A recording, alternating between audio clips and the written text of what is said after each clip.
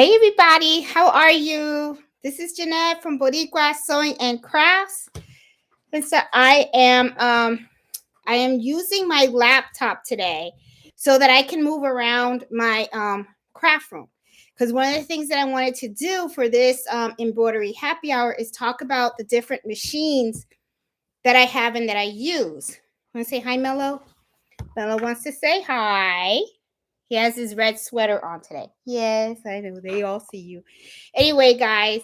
Hey, guys. Hey, Sassy, Donna. I see Robin, Ellie, Tracy, Norma, Gladys. Hey, Ivana. Hey, Needlepoint. How are you? And so we're going to be talking about machines today. I get a lot of the questions about what type of machine you have, why did you get it, and stuff like that. So I just want to tell you, I don't push any type of brand machines or anything. My overall take on the whole thing is I recommend you get what you're comfortable with. There are just so many machines out there, and each machine offers like their own different unique functions in them. Some of them, a lot of them do the same stuff, but some have different types of functions, right? So, whenever I go to buy a piece of equipment, I'm always thinking about what is it that I'm going to do? What am I going to use it for?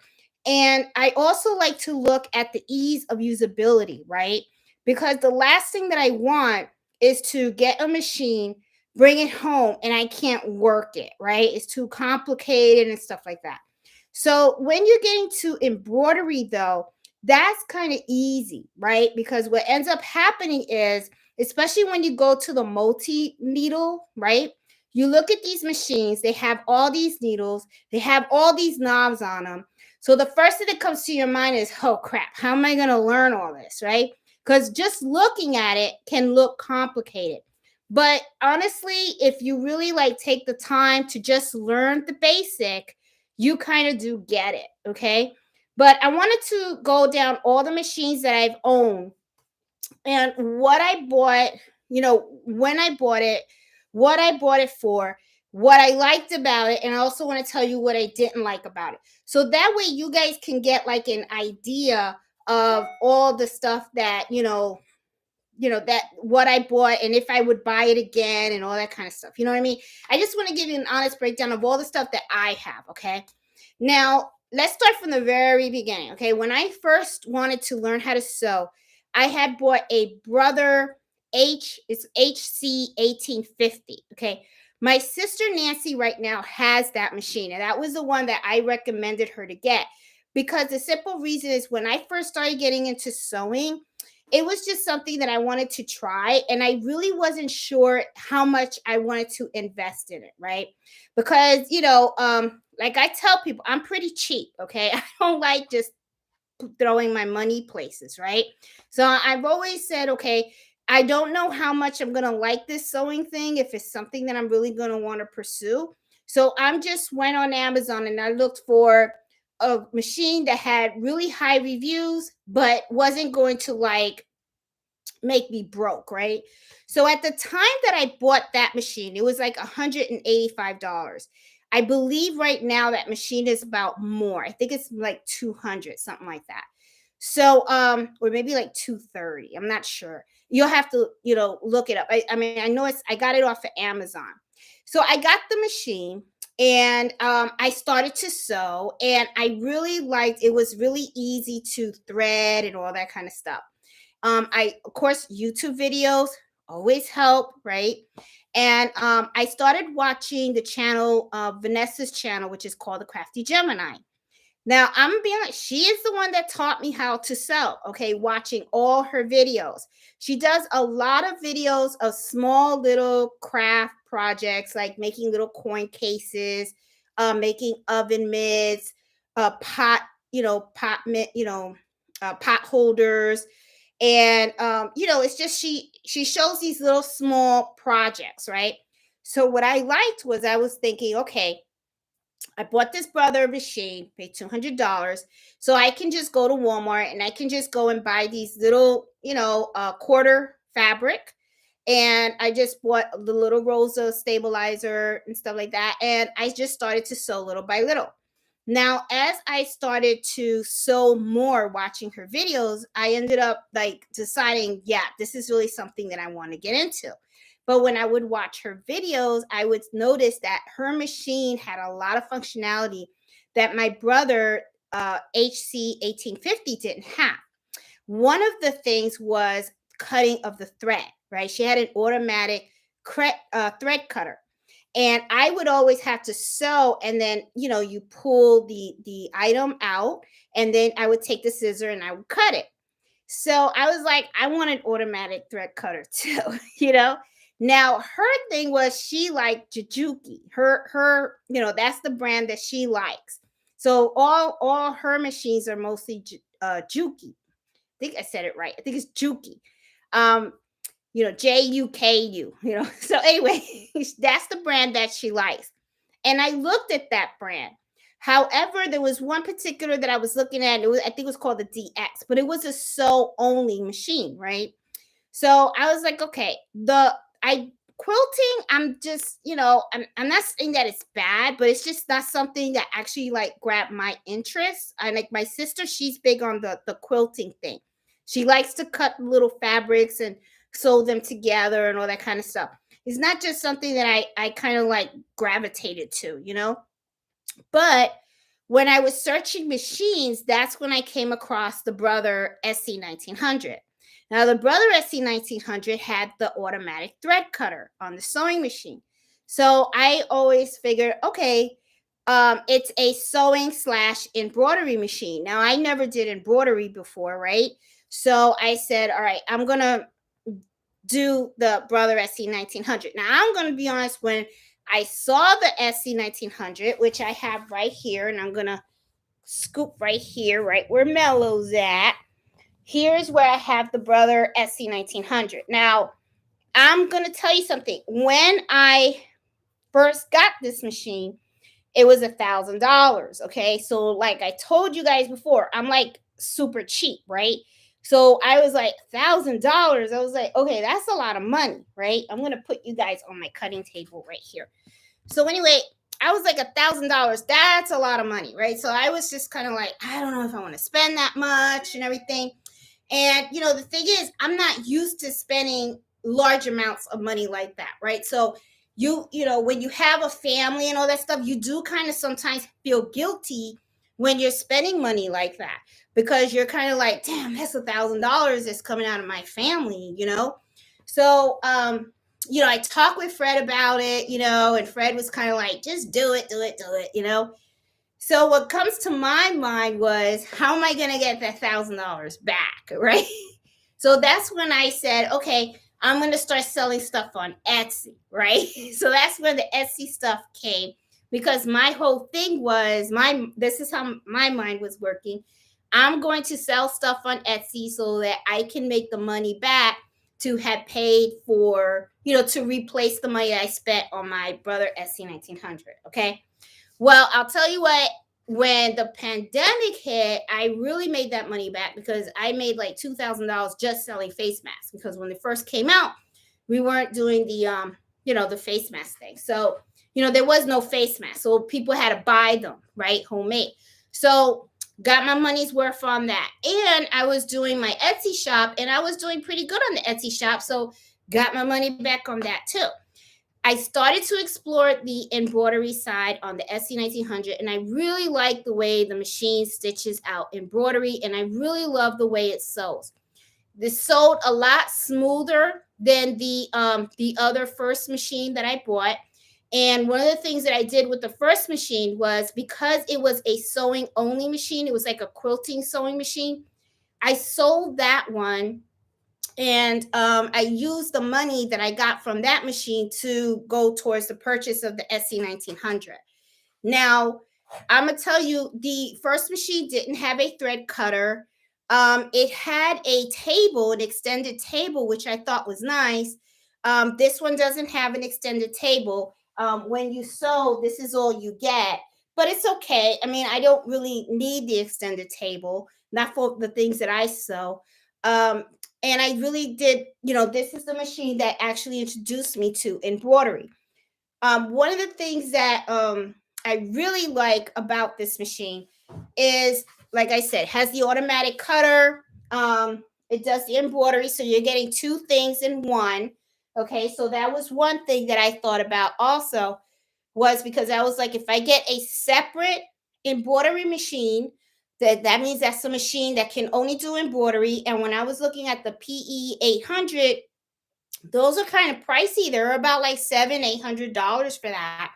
So I kind of looked at it as I can get a sewing machine and a embroidery machine for $1,000. So I kind of looked at it as it's priced pretty reasonable, especially for being a combo machine.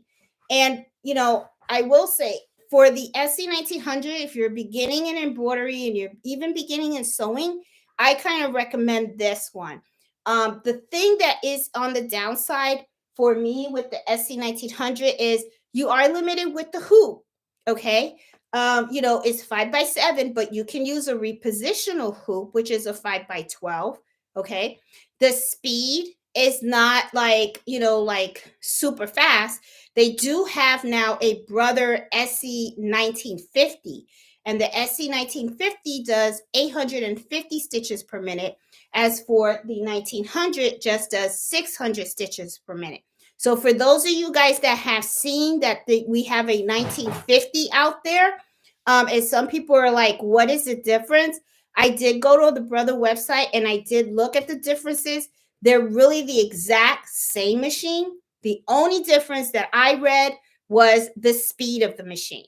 Now, to me, honestly, if I was buying the machine all over again, okay, when I look at the price of the SC1900, it's $1,000. All right. I went to joann's.com and I looked at it.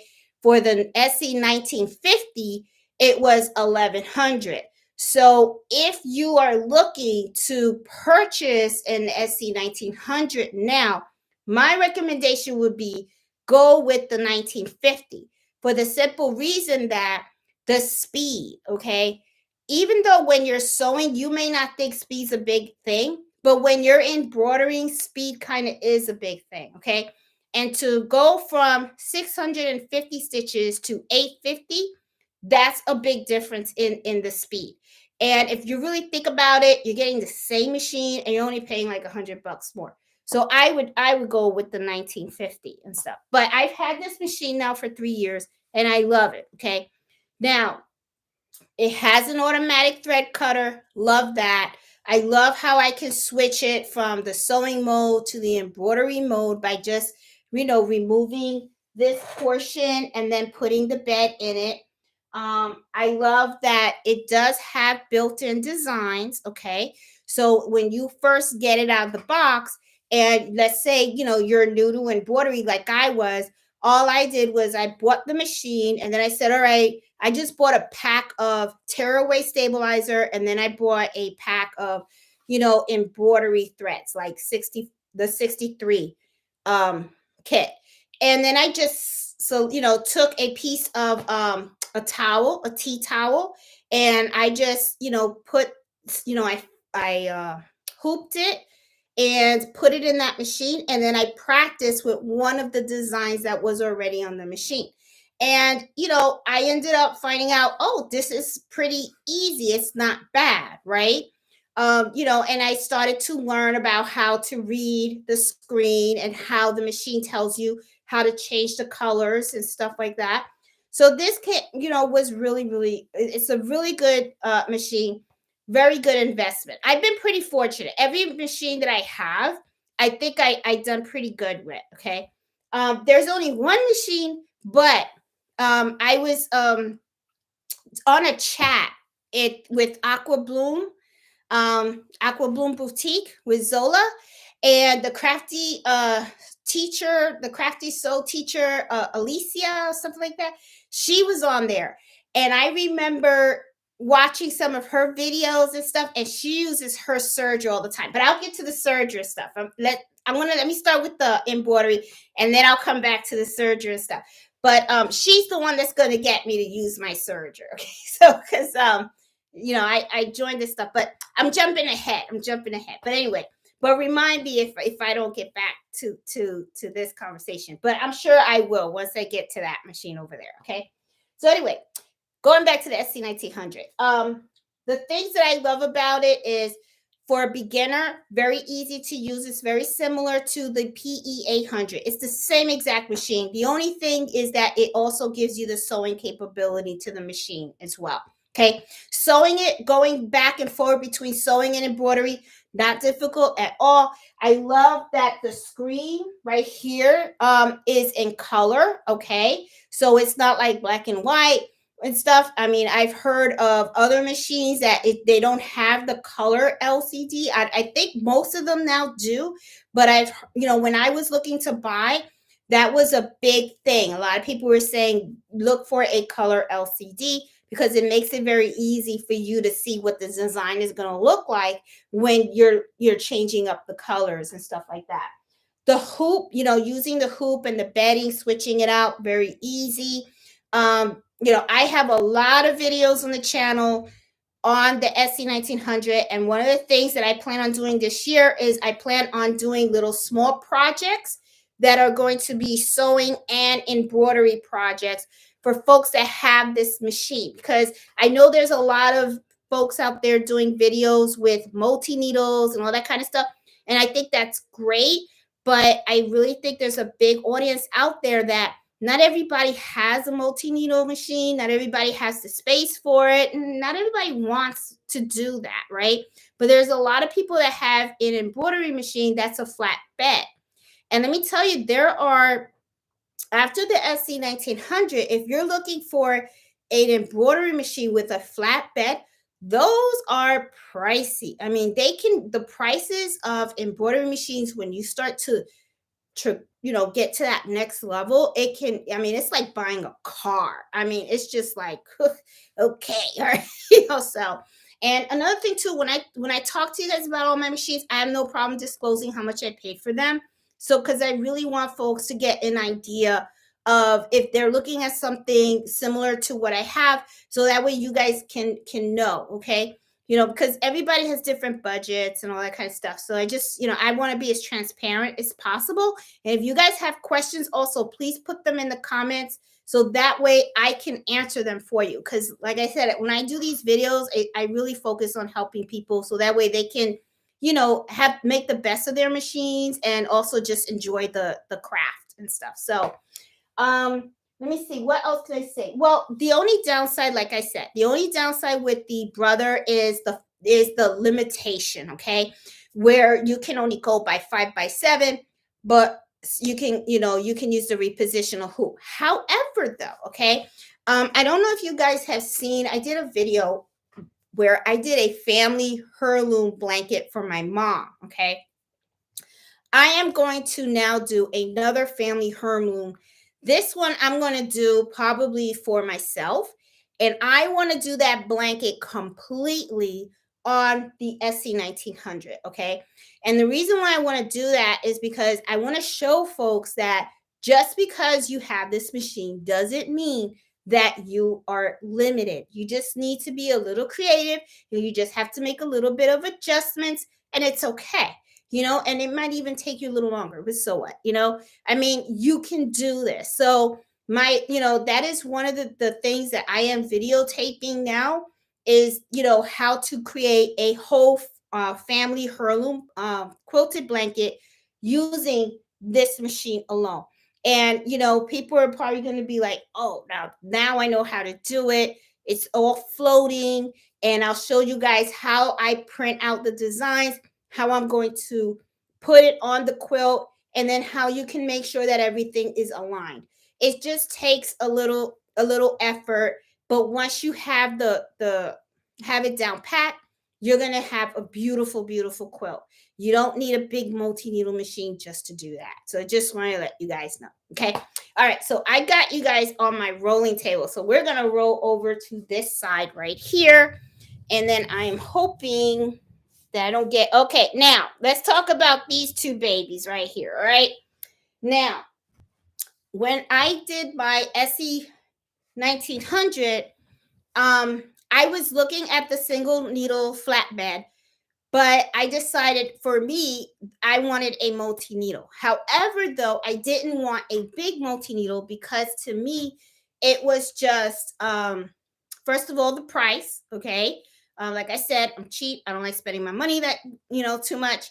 And at the same time, I kind of like looked at it as what is my sales and all that kind of stuff. Um, I was making enough money to cover the cost of, I call my habit, okay, which is my sewing habit and all that kind of stuff. As long as I was able to recoup the money, I was good. So with the SC1900, I spent 1,000. I made over $1,000 selling items that I was using, using the machine, selling them. And with that extra money, I had saved it, and I was able to get this baby. And this is the Brother 670E. It's a 6 needle. Okay, it's right here. This one, it's a 6 needle. When I went to the machine, they actually had a 10 needle, but I told the lady, no, I want a 6 needle. And she was like, are you sure? And I said, yes. Um, when you go to this whole other level, okay, um, it can really like be expensive. Now, I'm gonna be honest, when I got this, it was like a heart attack mode, okay? My husband is like so cool and calm. I was, when I told the lady to price it for me, it was like 11 grand. Okay. So I was like, oh my God, 11 grand. That's a lot of money. That's really a lot of money. Okay. So my husband was like, don't worry about it. The way things are going for you right now, it's going to pay for itself. And I'm like, huh, I hope you're right. That's the one thing I was thinking. And then I was also thinking to myself, okay, worst comes to worst, okay, I'll sell it. I'll sell it and recoup whatever I can from it. That was my mindset, right? So the thing with when you go from an SC1900 to something like this is the cost is not just the machine, okay? You have to then go and you have to get all of the accessories, the hoops and all that kind of stuff. So it everything starts to accumulate. Even, and I'm sure you guys even know, even with the single needle machine, before you know it, you're buying more thread, you're buying more stabilizers because there's different kind of threads and there's different kind of stabilizers. It all starts to snowball a little bit, right? Well, anyway, the 6 needle machine I do love. I use this a lot for hats. Okay. I think it does great job when I'm embroidering baseball hats. It actually embroiders everything really nicely. The only downfall is the 6 needles, right? But the thing is, remember, I went from 1 needle. So going from 1 needle to 6, I was like, oh, this is great, right? So I use this machine a lot whenever I have designs that only have like 6 colors or less. Then I will pop that in that machine. Um, it does 1,000 stitches per minute. Okay. So the only downfall that I have found with this machine is actually just that it's 6 needles, right? And unfortunately, as I gotten more creative in a lot of my embroidery, some of my designs required more than 6 colors. Okay. Because when I first started doing embroidery, I would try to minimize the amount of colors that I was using in a lot of my designs because when you're working on the SC1900, you're doing every single color change manually, right? So I would look for simple designs. So when I went from the single needle to here, I was fine because I was still using those simple designs. But as time went on, I started to use more designs that had just a little more detail. I was taking 2 designs and I was merging them into one, which kind of like required more colors. And it got to the point where it's like, okay, now I'm over here changing out the colors and stuff. Now the colors is not bad either, okay? But the thing is that then the volume of my sales started to increase a lot. And for those of you guys that have been to my Etsy shop and everything, you guys know I do the kitchen towels and dinner napkins. And dinner napkins, you're doing more than one napkin. Usually people buy them by the set. They buy them by 2, 4, or 6, or even 12. And I've even had some customers that have actually come up to me and ordered 24, or they say, hey, I'm having a dinner party and they want a customized logo on it with a date or something like that. And I end up popping them all out. I mean, it's like they'll buy like 50 or 60, whatever. So to do dinner napkins in a large quantity with only a SC1900 and a 6 needle machine, with the SC1900 only doing 650, I mean 650 miles per minute. I mean, well, it's kind of like a mile, but stitches per minute. And then this one doing 1,000 per minute. I was kind of like, my husband was like, it's time for a third machine. So he was like, if we're gonna get a third machine, get the big one. And then that's where this one came in 2021. And this one behind me is the Brother 10, what is it? Brother, the 1055X. Okay, the 1055X is the latest version of, I think the one before that is a 1050, something like that. Now, I will say, one of the things that I really love about this machine, and I think if you watch the couple of last videos that I've done, is the scanning capability. That machine is really what I love. I'm a visual person. This machine, the 6 needle that I have, does not do scanning. It has like a laser pointer, which is fine too. But what I really love about this is that it scans the whole hoop and it shows your design exactly how it's going to look on the placement of the hoop, right? So I can move it around a little bit and stuff like that if I have to make minor adjustments. That to me is like really golden, and I love, love, love that feature. That is awesome, especially when I need something to be in a precise area. Okay, like I have my neighbor's son wants his name right now on a book bag, and I'll be working on that tomorrow morning.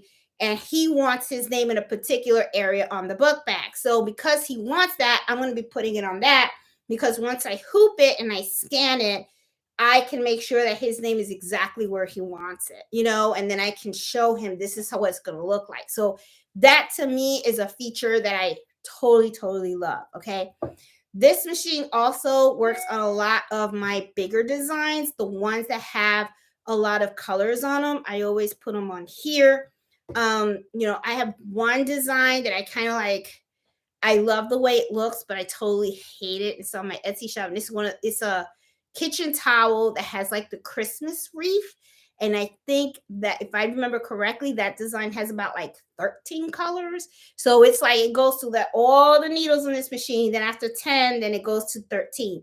But it's better than if I was doing it on this machine, because then I would have to do 3 times the changing of colors and stuff like that.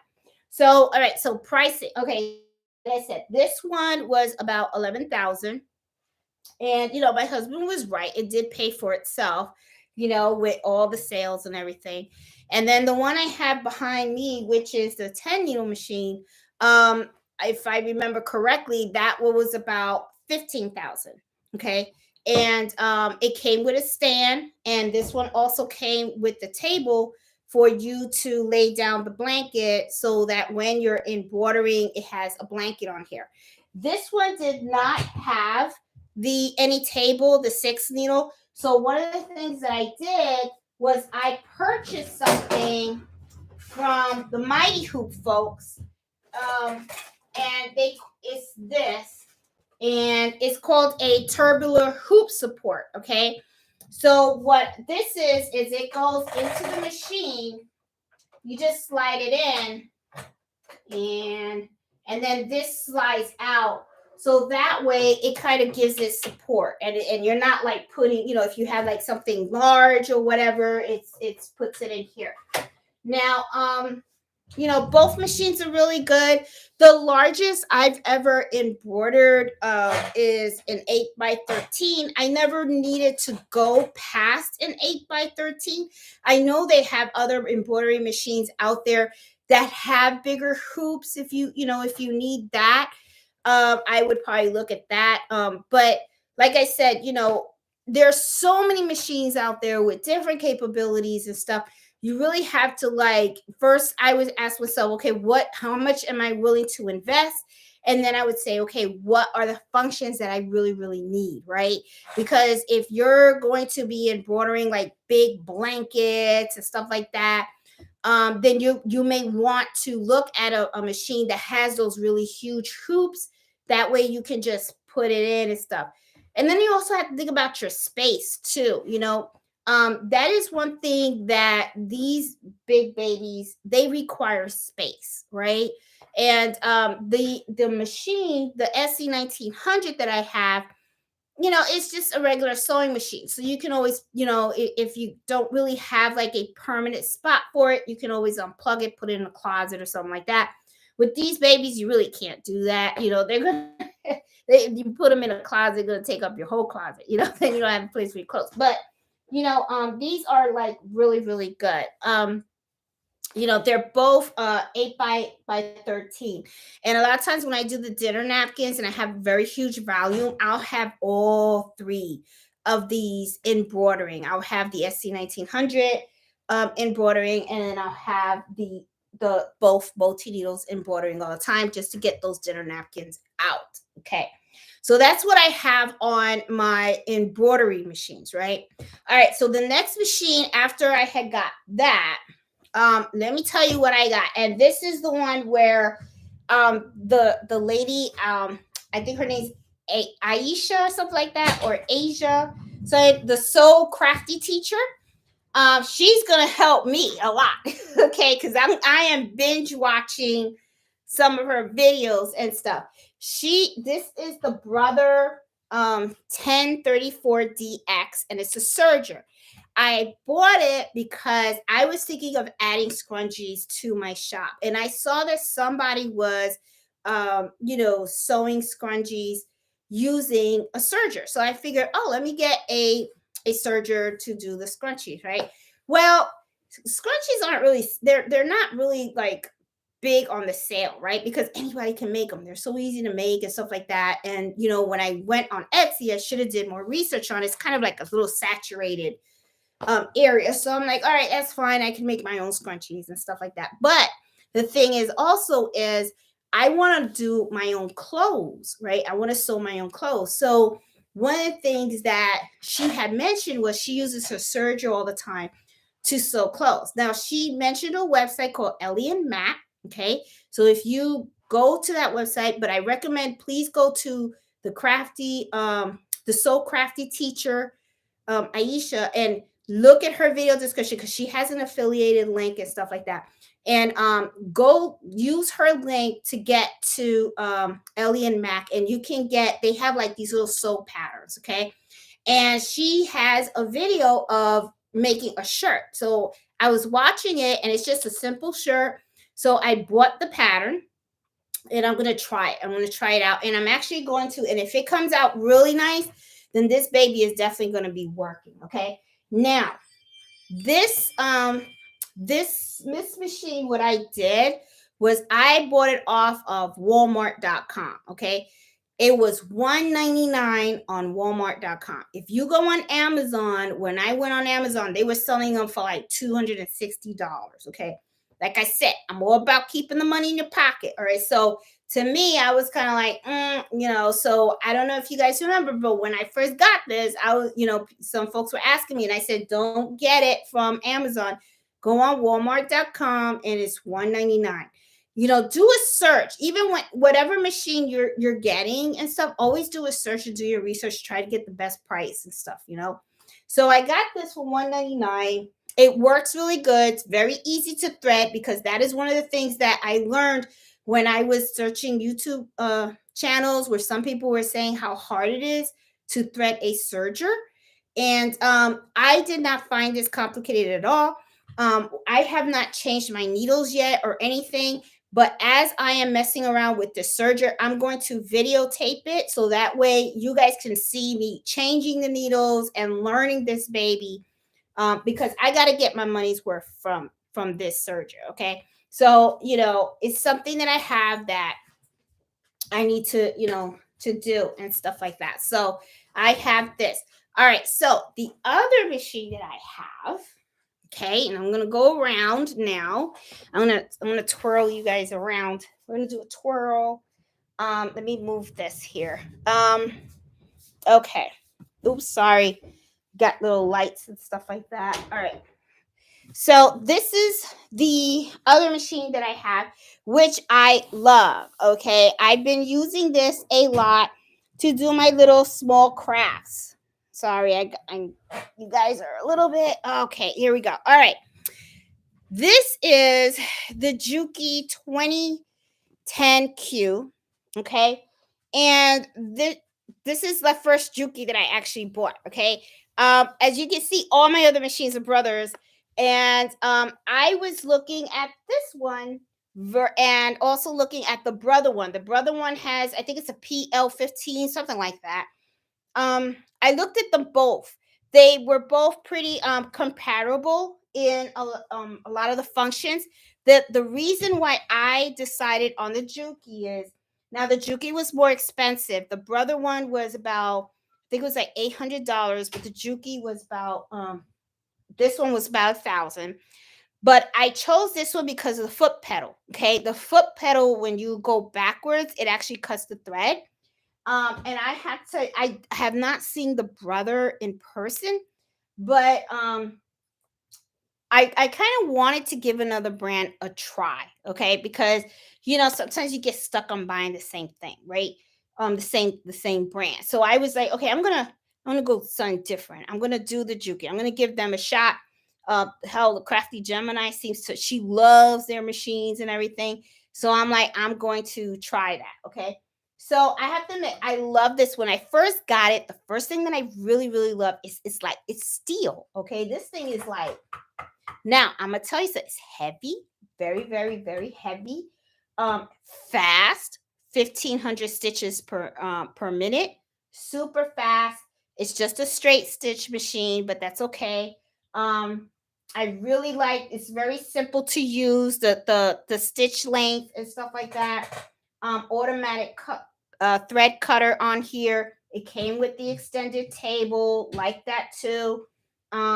It's a good machine. I really do. I like it, and I actually use this. I actually been using this to sew some of my scrunchies and stuff. So, and these are expensive scrunchies because these are the silk fabric that I bought. But I'm like, oh, it's cute. It'll make a cute, scrunchie. So I've been making the scrunchies for me and stuff. So let me see. So, and then I got like the Cricut maker, which is right over here.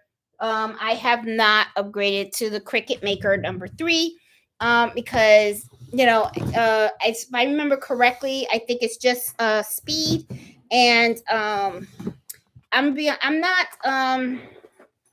I don't mind working slow. I really don't. I'm just, I actually enjoy making my stuff. Like I know some people come out and say, "Oh, you should get the fastest machine."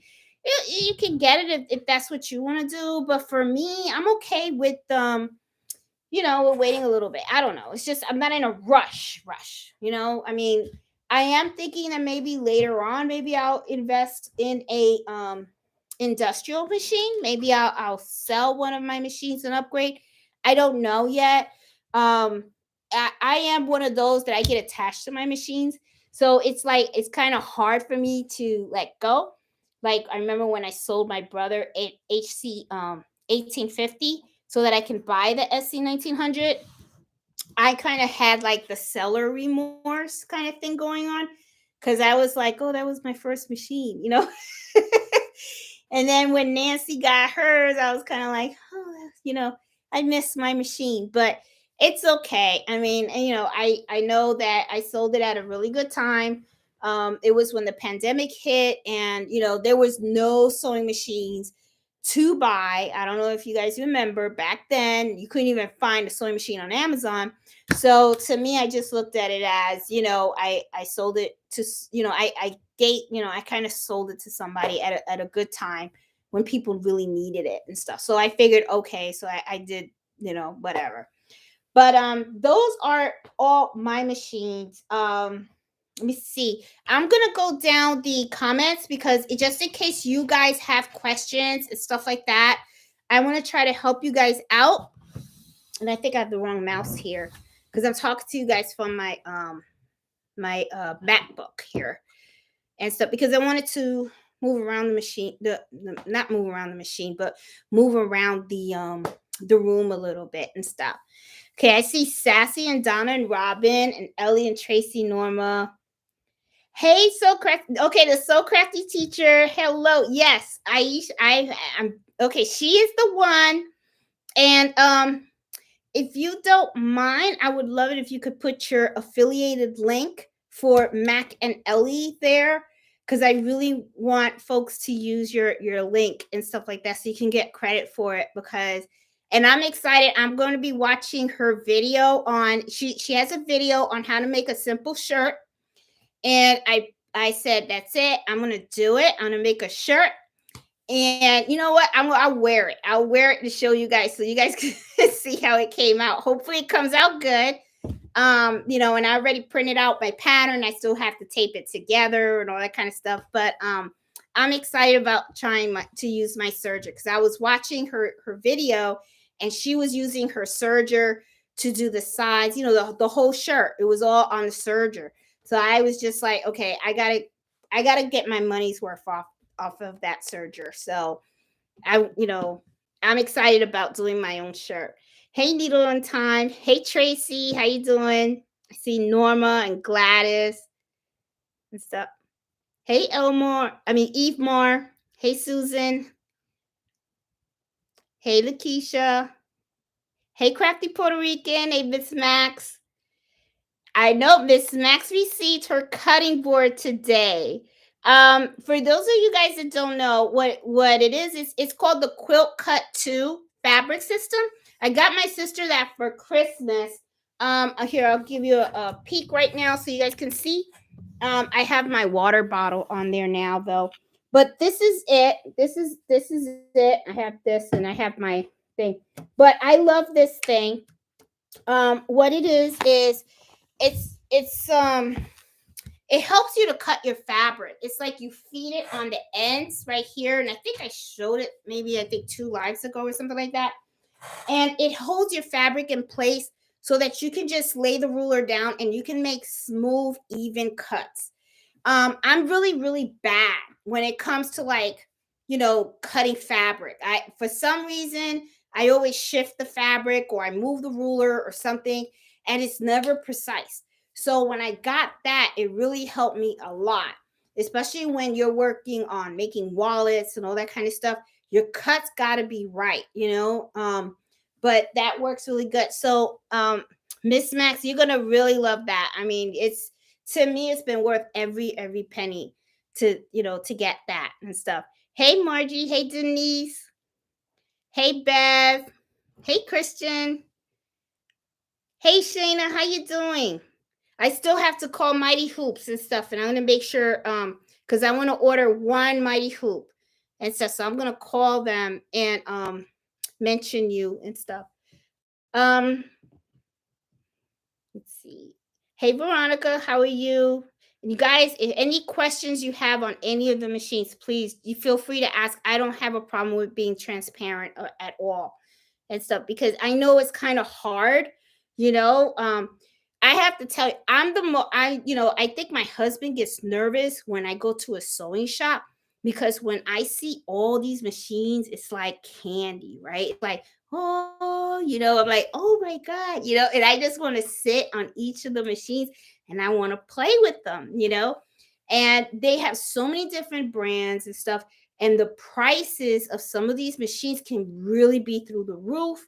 I remember there was one, I'm not sure if it was the Luminaire or what. I could be wrong, but I know it was it was one of those, I think it was a Stellaire or something like that. And I think they told me that was about like almost 20 grand or something like that. And I was like floored. I was like, what? $20,000? But I will say, I bet you that thing sews like butter. You just never know. So I'm like, So it's scary. So sometimes I try to stay out of the sewing shop, but I like to go there because their fabrics are very unique. It's very different. So I always try to, like, as soon as I go in, I always go hi, and then I just like square the other side because I know that if I go to play with the toys, it's gonna be hard, So um and you always make an excuse as to why you need another machine. I tell you. So it's like, because I'll always come out with that. Been out of pocket due to COVID. Oh, Cheryl, I hope you're doing better and stuff. Um, let's see what else was okay. Hey Sandy, love my SC1900. I now have a Jana with bigger hoops, but I'm happy to use my SC600 as a sewing machine.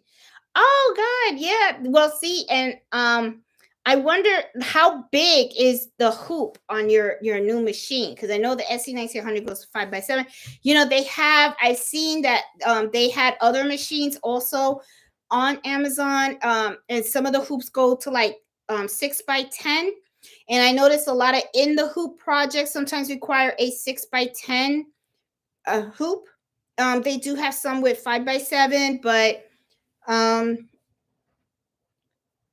but congratulations on your new machine, Sandy. I think that's awesome and stuff. Hey, Ebony.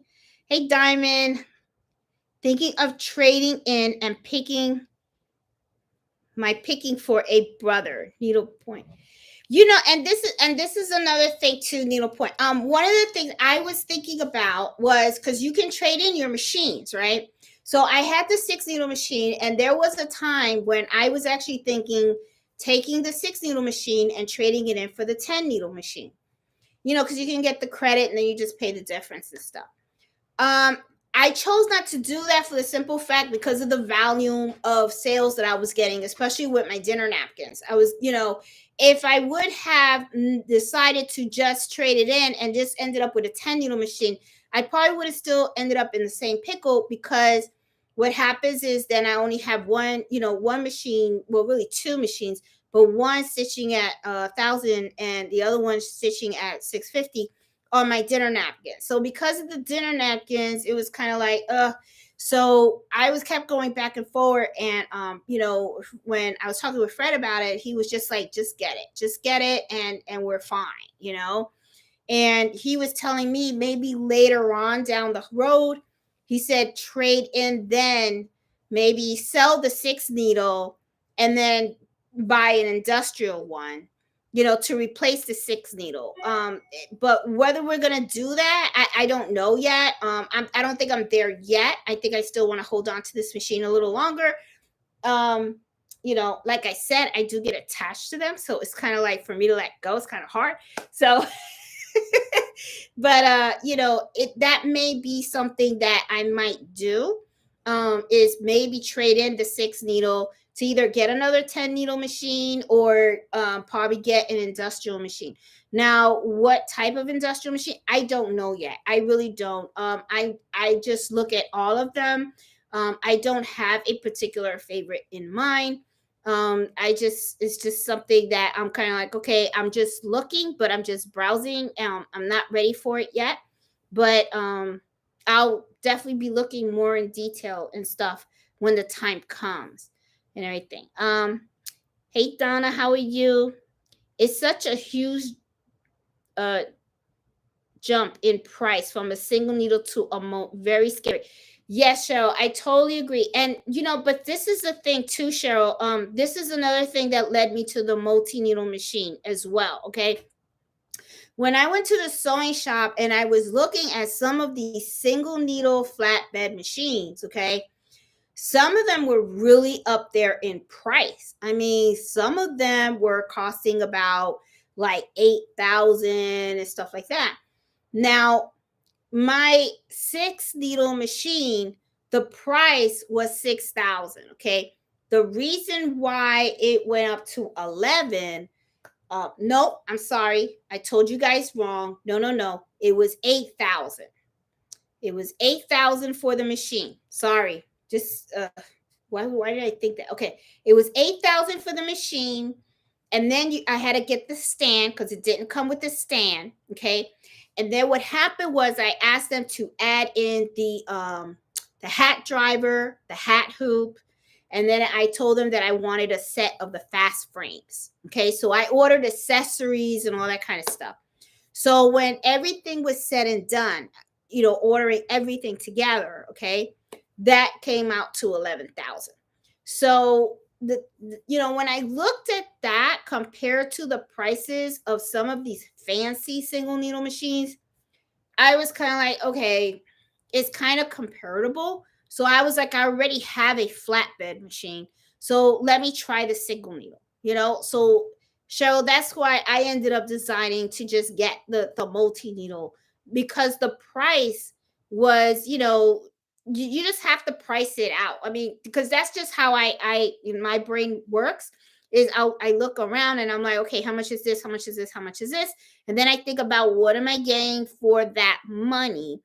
And in my mind, even though I know that those high priced flatbed machines, it's a reason, right? There's a reason for that price, because trust me, I mean, people aren't going to spend good money on a machine if it's not worth it, right? So I know there had to be value in that. And let me tell you, some of those machines have very big hoops. Okay, they weren't just, oh, it's just 6 by 10. They came out with some really big hoops and stuff. They had long embroidery beds. So, but my whole thing was, I just kind of, the color change is what went through my mind, right? Because even though you have a flatbed, you still only have one needle, and that means you would have to sit there and you would have to rethread every single color.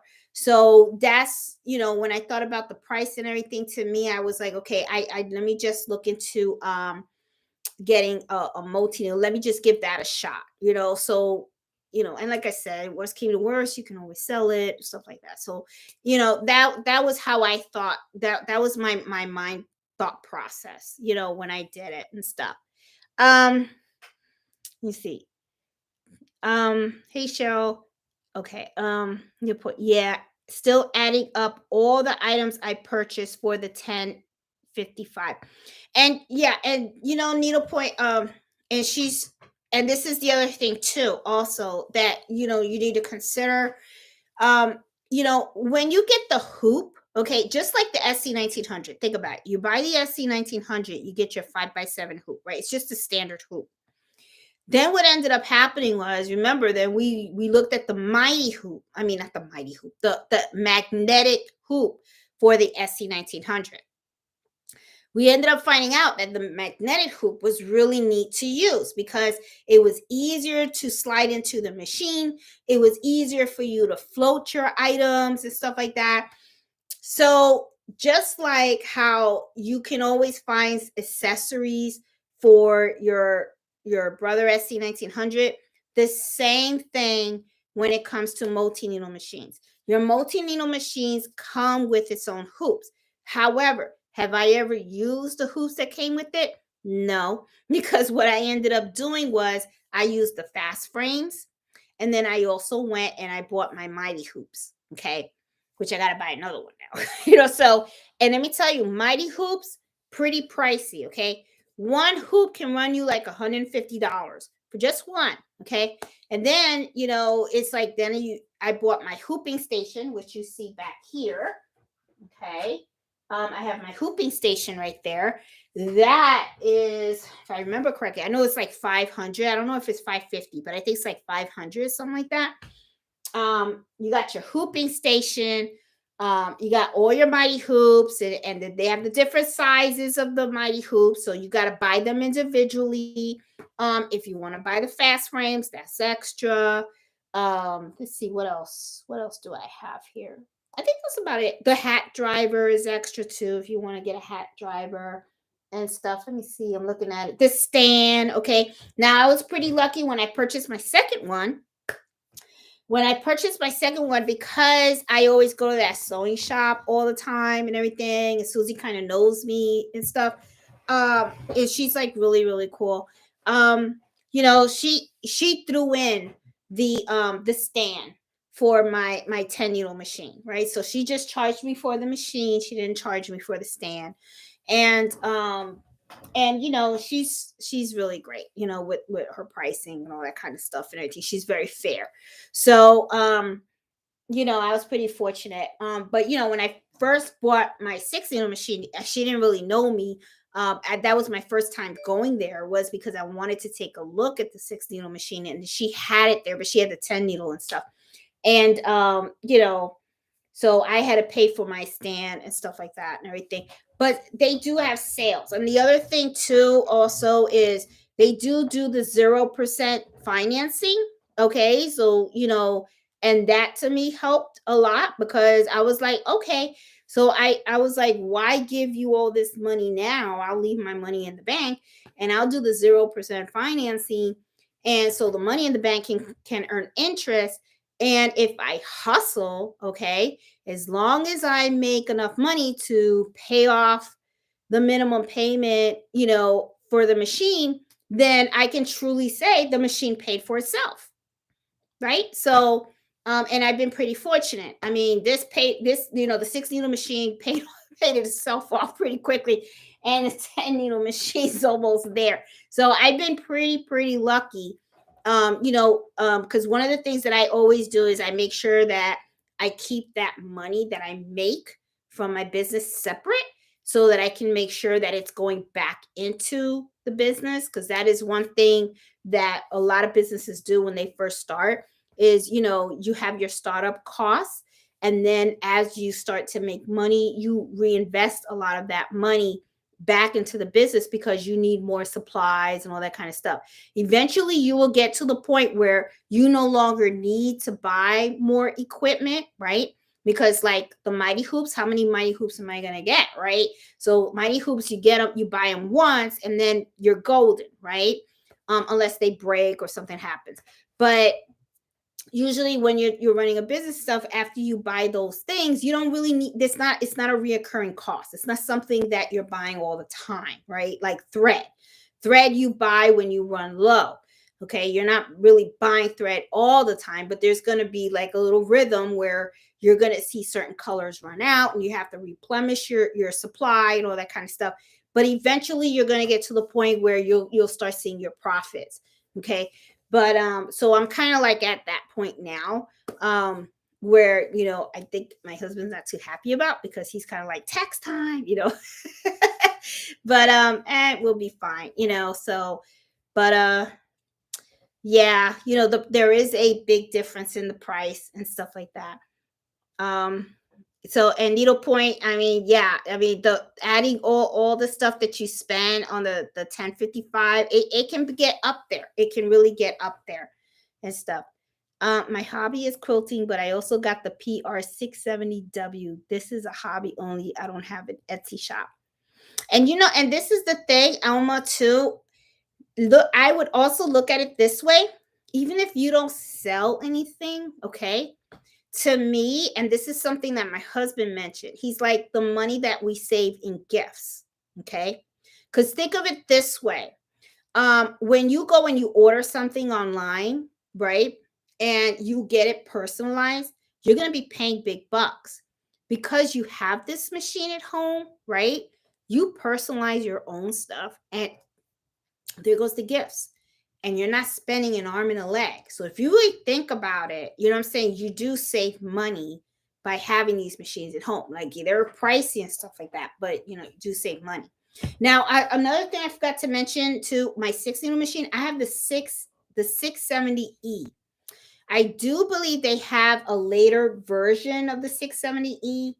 I don't know if they call it 675 or something. I don't know what it is, but it connects to Wi-Fi. That's the other thing that I like about my 10 needle machine, the 1055. It connects to Wi-Fi, and the Wi-Fi, it has an app.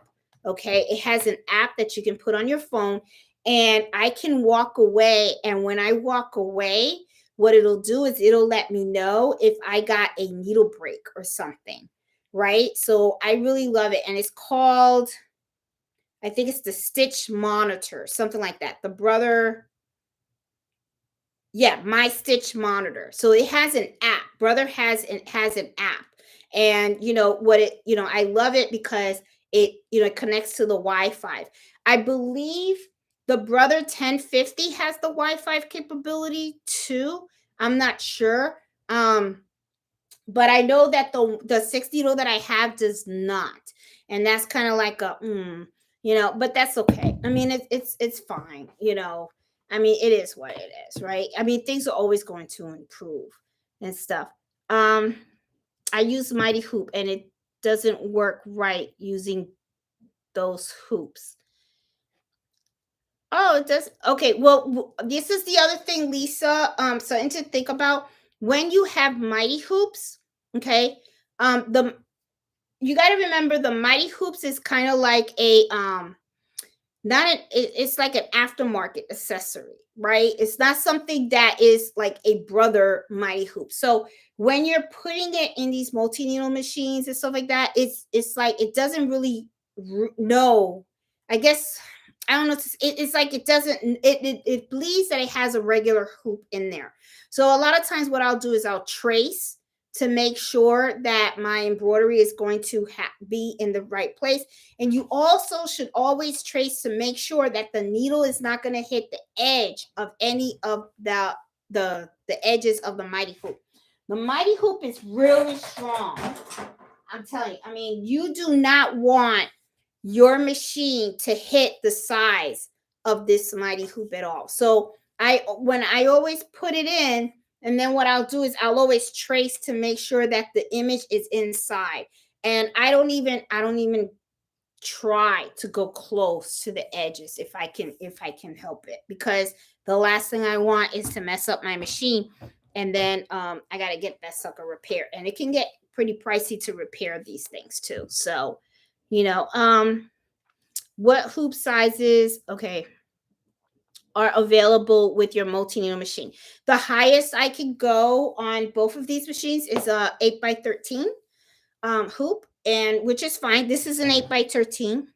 Is it? Let me see. Make sure I'm telling you right. Yep, this is an 8x13, and this is as big as it could go, which I'm good with. For the stuff that I do, it's fine. I've never needed a bigger hoop. There are machines that do have bigger hoops. Okay, so like I said, if that's something that you need, then these machines may not be what you need. You may want to look at another brand and stuff, or another type of machine. But for me, this side works great. I mean, I can do jackets and everything like that with this size, so it's okay for me. So it works pretty good. Oh, hit the like button. Hey guys, if you like this video, please give me a thumbs up. I have the Serger and I have never plugged it into the wall. Christian, okay. Well, I have used it sometimes, but very rarely. So now one of the things I want to do is I want to make sure that I am using my Serger. Okay. People use Sergers a lot for clothes, and I want to start doing that. So I am, I went to the Ellie Mac website that I think it's Alicia. I know I might be screwing up her name. I'm so bad with names, but she recommended that, and I'm gonna give it a shot. And it does look easy. It doesn't look bad, because that is one of the things that I really was scared of sewing, because I don't understand sewing patterns sometimes, and I'm always afraid that the shirt's going to come out all crooked and everything like that. So I'm just going to give it a shot, because the way I look at it is, if you don't try, you don't know. So and you have to just get over the hump. So that's exactly what I'm going to do. I'm just going to jump into it, and I'm just going to give it a shot. And a lot of people love sewing their own clothes, because they love it, because they get to pick the fabric that they're going to wear. And I think somebody in the chat, that the live that I was on, said that it's very soothing. It's very relaxing when they create their own garments and stuff like that. So it's something that I want to do. I want to pick it up and make my own stuff too, and everything. Let's see. Oh, thank you so much for the super chats. I just saw that. Thank you. I appreciate that, guys. I really do. And guys, also, for if there are topics that you guys want me to look into to help cover for our embroidery happy hour, please just let me know. Put them on the Facebook group and all that kind of stuff, so that way I can research and we can learn together and stuff like that. Okay, because I'm good. I'm good with researching and doing stuff, to help you guys out. And I don't mind learning myself, okay? Because I don't know everything, right? So, I just like to share as I learn, because I'm okay with that and stuff. Let's see. I just want to make sure if you guys have any questions about any of the machines that I have, what I like or dislike or whatever. Hey, Margie. And I also like to say hi to people. Bev, I see Anne. Sorry, misspell. Hi, today. Hey, Anna. Hey, Angela. A Serger is a must. See, and Angela, you're right. Everybody kept saying a Serger is a must. So I said, okay, I'm going to treat myself to a Serger. But like I said, I got it at Walmart because I wanted it cheaper. But I have not been using it, and I need to use that. So that's what I'm going to start doing and stuff. Now watch when I make my shirt, so it's gonna come out all jacked up. Y'all gonna crack up. But you know what? I don't care. I'm gonna make it. I'm gonna wear it, and what the hell? We'll have fun with it. And then we'll try to figure out what the heck I did wrong. If I do something wrong, I don't know. Love watching the crafty Gemini. She is really great. She really is. She is actually one of my top favorite YouTubers. I like her because she's clear, she's concise, she shows every single step. I belong to her bag clubs. I bought so many of her videos, of how to make the wallets and all that kind of stuff. For the person that I was, I was her elfster for the Christmas exchange. I sold the Diva wallet for her. And the Diva wallet is actually, I did that following the Vanessa's video for the Diva wallet. And she has a website where you can buy the videos. And that's the sewing that I like, is because she's actually showing you, this is what we're going to make. And she does it step by step by step by step. And I love watching her videos because I can stop them, I can pause them, and then I can sew it, and then I can go step by step with her. I mean, she is really the one that taught me how to sew, how to even turn on the freaking machine. I mean, she's like awesome. So I really love her. And, if she ever watches this video, I would love to meet her too. I would love to meet her and stuff, because I just, she is so, so awesome and stuff. I love my cameo silhouette. Hey, Tracy, my cousin in Ohio has the cameo silhouette, and she raves about it. She loves it too and stuff. What machines do you use? I have the Cricut Maker. That's the one that I use. I used a Cricut Explorer, and then what I did with my Cricut Explorer was I gifted it to a girlfriend of mine, because I wanted to help her to start, some crafting and stuff. And when I gifted my Explorer to her, when I purchased the Cricut Maker and stuff. So, but I don't have any intentions of upgrading to a Cricut Maker 3. I'm fine with the Cricut Maker. It does everything that I want, and it still works. So I'm good with it. I'm fine with that. Just ordered the Cricut Joy. Yeah, I heard a lot of good things about the Cricut Joy. I have, but the thing is, I use my Cricut Maker, but not as much as I used to. So I'm okay with just the Cricut Maker. I'm fine. Could you only get one embroidery machine? What would that be? Oh, Christine. Okay. If all this disappeared, I would probably get a JSK, for the reason that is the embroidery machine John Deere uses. It's either a JSK or I probably would get a Happy. because Cappy is what Liliana uses. And I watch her videos all the time. And I'd be watching her, how she'd be using those machines. So that's probably one that I would do. However, though, if somebody came in and then said, all right, Jeanette, you're not getting a new machine, but you can only keep one. Damn.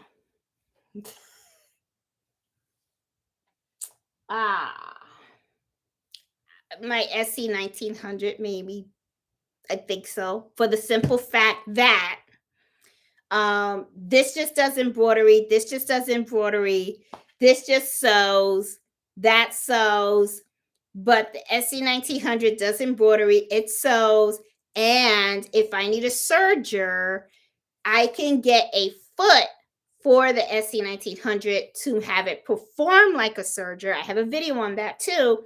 So yeah, okay, so I would be missing all the needles and stuff like that, and the speed would have went down and stuff. But to me, I look at the value of what machine could I do the most with, and that would be my Brother SC1900. So love them all, but I would have stuck with my Brother SC1900 because I feel that it provides me the most functionality.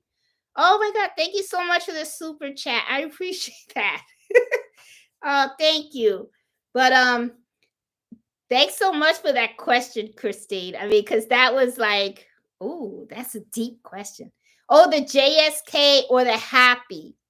Yes. Ozzy, yes, that's the one. The for multi-needle. If somebody said these machines had to go away and I had to get a new machine, I could only have one, it would be one of those, just like Ozzy mentioned. However, though, going back, then I don't have a sewing machine.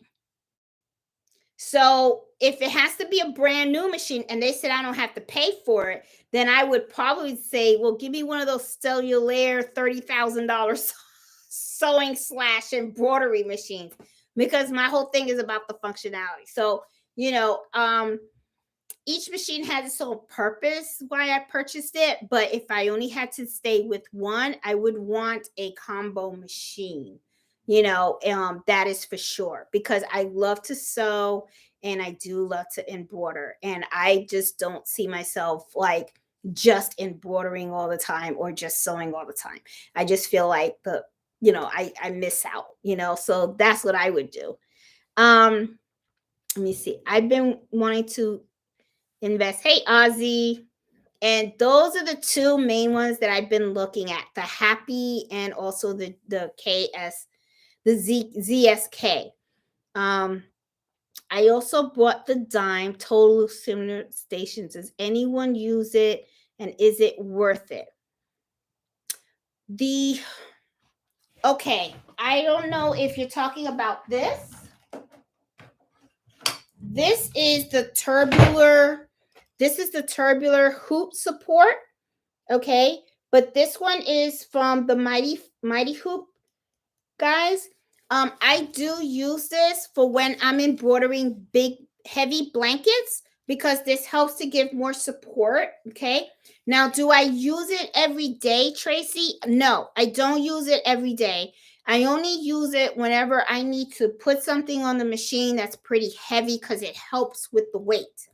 That's when I use it. Okay, so what I would do is think about how often are you going to need something like that. Okay, if you're not going to be using heavy items and stuff, then I would say no, then don't invest it, because this is the thing, while you're embroidering, you can hold the blanket, or you could take a table and slide it behind, like I did when I was embroidering that customer's blanket that it was pretty heavy. I took this rolling table and all I did was I pushed it up against this, so just to give it that extra support. You can do that, so you can save your money on that. You know what I'm saying? So, think about it. Think about, if you're really going to use it and stuff. Hey, Nikki, how you doing?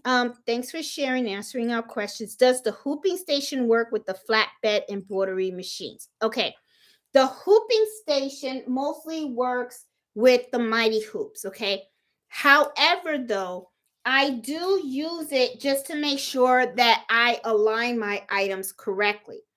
But you don't really need a hooping station to do that. You just really need something that pretty similar, but it's just for you to put your hoop so that you can lay your item down so that you can make sure that you're hooping it in the right spot. You just need that room and stuff. So for a flatbed, Nikki, I don't know if I would invest in a hooping station like this unless there is a hooping station. I think they might be one. I think the Crafty Puerto Rican may have found one or something like that. But I believe, I know somebody did. They found a hooping station that works for hoops with flatbed machines. So I'm gonna look and see, Nikki.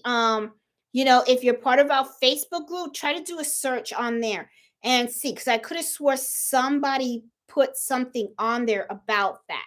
So, but this one, no, I would recommend this if you use the one that I have. If you use the Mighty Hoops, that's when I would say I go ahead and get this one. If you use the Mighty Hoops, this is worth every penny. Seriously, it is. Especially if you're doing logos on shirts and all that kind of stuff. This is weight in gold. I'm telling you, you would love it. But if you're asking for a flatbed, make sure that whatever hooping station you have supports the hoops in your flatbed, okay? Because you don't want to get something and then all of a sudden it doesn't work for you, okay? Especially, don't spend your money like that. You know what I'm saying? Hey, Elamore, I would get a Racoma that would set me for life.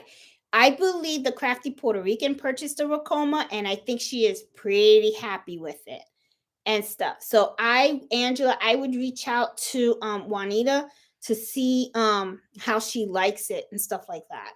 So, so you can get a good opinion. I just got, oh, hey, Lucy Lou. Oh, yeah, Lucy Lou has one. Kathy. Oh, I bought the SC1950 in October and I've done several projects and I keep having it lock up on me. I so appreciate your YouTube channel and the Facebook group. I learned so much. Hey, Kathy. It keep having it lock up on me. I don't know what you mean by locking up, if it just stops sewing or if it cramps or something like that. In those situations, I would probably turn off the machine, wait about 10 seconds, and then turn it back on and see. But if you're in the middle of a project, also here's a little tip for you. If you're in the middle of embroidering a project, right? Look at where you are in your stitch count. Write that down, okay? And then what you do is you can turn off the machine, turn it back on, and then when you bring up your design again, fast forward to the stitch count that you left off. Just go back about 10 or 20 stitches, just so that, and you just restitch about 10 or 20 stitches and stuff. But that's, don't panic when something happens, okay? Because I remember when I first got it, my first panic was when the bobbin ran out. I said, how the heck do you change the bobbin on this machine in the middle of a design, right? I freaked out, which is why I did a video on that, because I knew that if I freaked out, I was doing all this creative stuff, trying to get the hoop out without moving it, trying to, get the bobbin out of there. It was a mess. So, but that's a little tip for you. Kathy, when something funky happens in the middle of your design, write down the stitch count. That way you're not starting all over again and you don't have to like throw your item away or anything like that. You can just keep going. Okay. That's something that I tell a lot of people, and then they're like, oh, because that's what I started doing, and it saves you every time. I even do it on the multi-needle machines, because do not think that multi-needles are error-free and that you don't have any issues. You get nesting in multi-needle machines. You get thread breaks in multi-needle machines too. So all the same issues that you have, that you guys experience on a single needle, if somebody owns a multi-needle and they say, I don't get any of that, they're lying, okay? they have challenges too. You just got to learn how to work the machine and all that stuff and how to deal with the challenges when they come across. Okay. They all have them and stuff. So let me see. Um the hooping station is to help hooping onesies and shirts, etc. I think they do have, Tracy. We just gonna have to look for it. I'll help you look. I don't mind helping.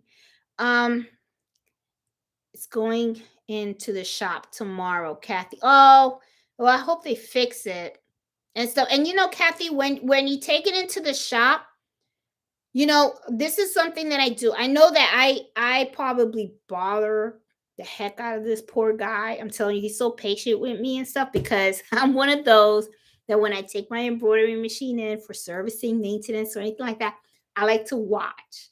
And I like to watch it. I like to ask, and I used to go, "What are you doing? How do you do that? How do you do this?" and whatever. Because I get to learn my machine. Okay. You really got to know the ins and outs of your machine. So, Kathy, one of the things that I recommend is when you take it to the shop and tell them you want them to explain to you how they fixed it and what happened. Okay, you don't just want to drop it off. And because some places will do that. Just tell them, can you have the technician call me? Or if you live close to them, can you tell the technician call me when they're going to start working on it so I can be there, or something like that. That way you can, because you want to become familiar with the machine and how it works. Because what happens is you don't want to run to the sewing shop every time something breaks. Okay.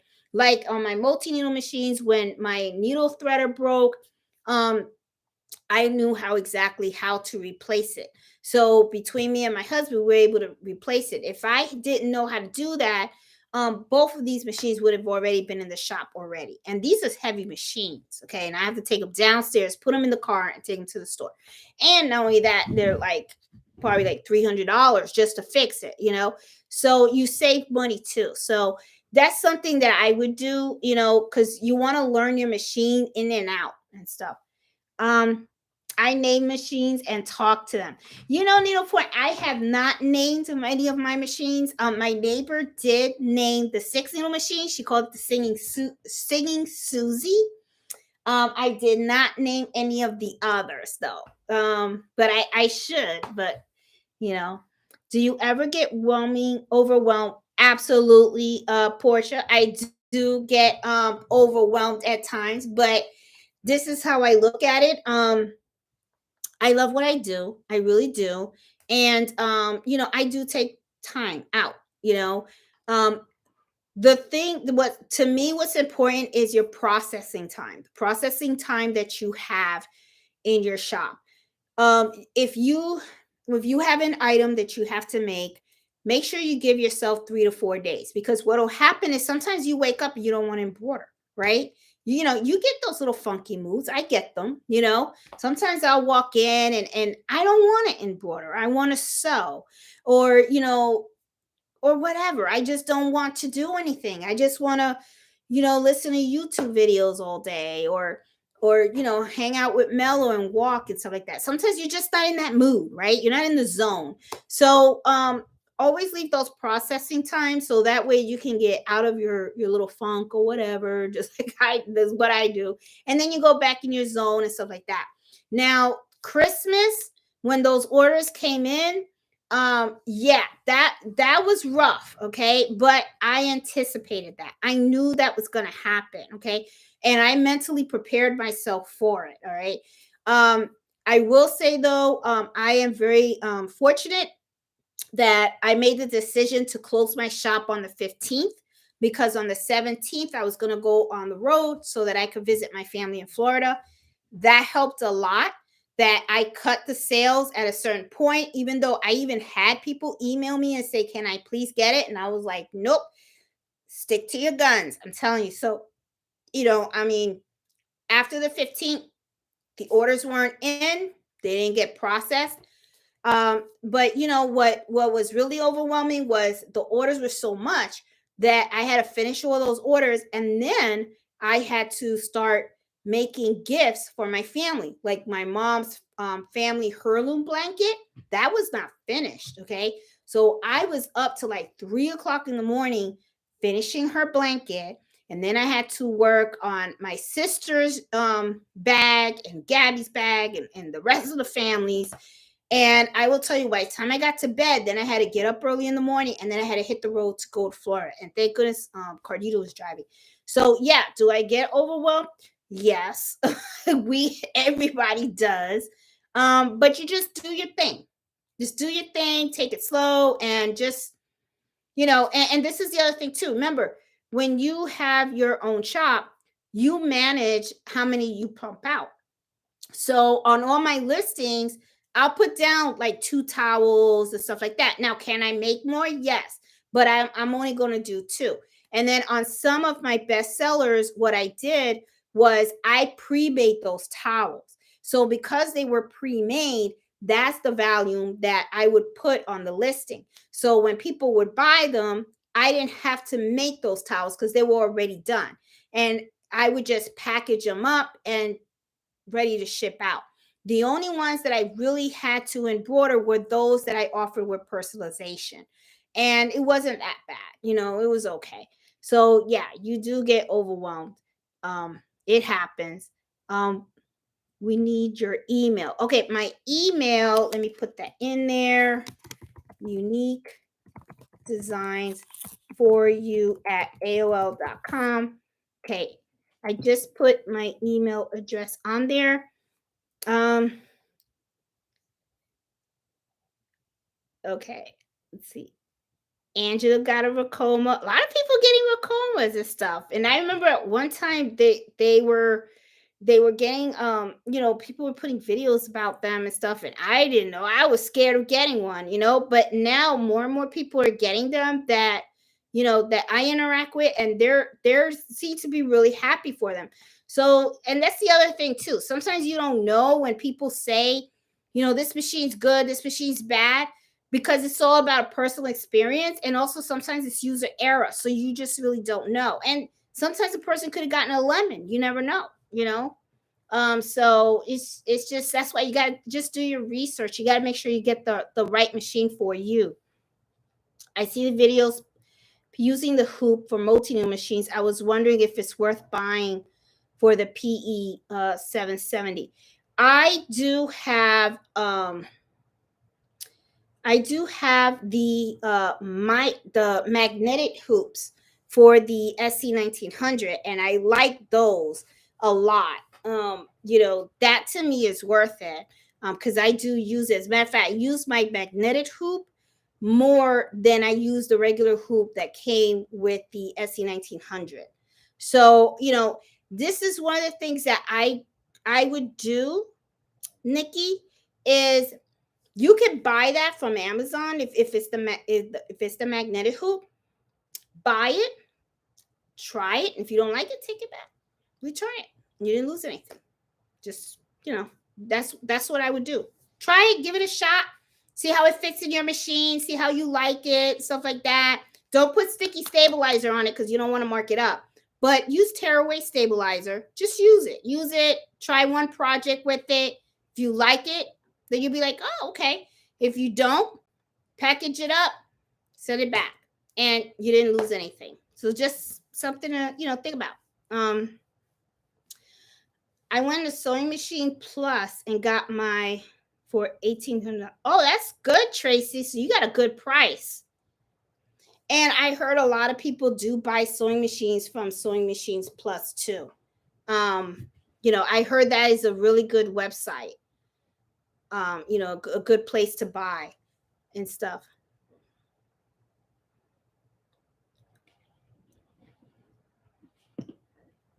I see people are talking about their multi-needles and stuff. Does tension on your embroidery machine makes a difference in the quality of the embroidery? Yes, it does, Vernon. Okay. Yes, it does. The thing is, you don't want your tension to be too tight, because what it is, how do I explain this? Okay. If the tension is too tight, then what's going to happen is the stitches are kind of like pulling on your fabric. All right. If it's too loose, then that means that the stitches on the top are kind of loose. You know what I mean? You want it to be pretty good. So that way the stitches on the top look flush. You know what I'm saying? It looks nice and flush. So it does. The tension does affect the quality of your embroidery. Yes, it does. Let's see. Hey, Maxine. Hey, Fabulous. Should be worth it for $99 to do 1D since they are so difficult. Let's see. Tension does matter. Yep, in the quality of, and Jeanette has a video. Yes, I do, Robin. Yes, if you having problems on working on your tension, then you know I do have a video on how to do it on the SC1900. Okay, and stuff. Needlepoint and Trisha, thank you so much for the super chat. I appreciate that. I appreciate all the time. Oh, you're very welcome. I actually enjoy doing this. I really do. Jeanette, I've been trying to make labels for my work, but I haven't found a good video for it. Iris, okay, for labels, I don't make my own labels. And I'm going to tell you why. Because you can get them so inexpensive that to me, it's kind of like, you know, let me just buy them and it's done. You know, I'd rather sew on other stuff. So I don't have, I don't know how to do them. I do know that this, you know, if I find a video on how to do that, a good video, I'll post it on the Facebook group. But me personally, I have not, I haven't had a desire to make my own labels because they're pretty inexpensive, you know? So, you know, but I'll keep an eye out. And if I see something, I'll put it out there. Okay. Hey Trish. Hey, Walk by Faith. How are you? Amazon get them from thing. Oh, thanks, Lucy. 10 does have, oops, I think I'm behind on all this stuff here. Needlepoint 10 does have the Wi-Fi, works great. Yes, the Brother 1055 has the Wi-Fi and it does work good. If you the new version of the 6-needle Brother machine has the Wi-Fi capability now. The one that I have doesn't have that, but I will tell you it is a big plus and stuff. Your own mug rug. Hey, Miss Banks, how you doing? Hey, Bev. 3 years ago, I started with a Brother 64D single needle embroidery machine. Now I have 2 red line 15 machines because of Eve. Hey, Trissa.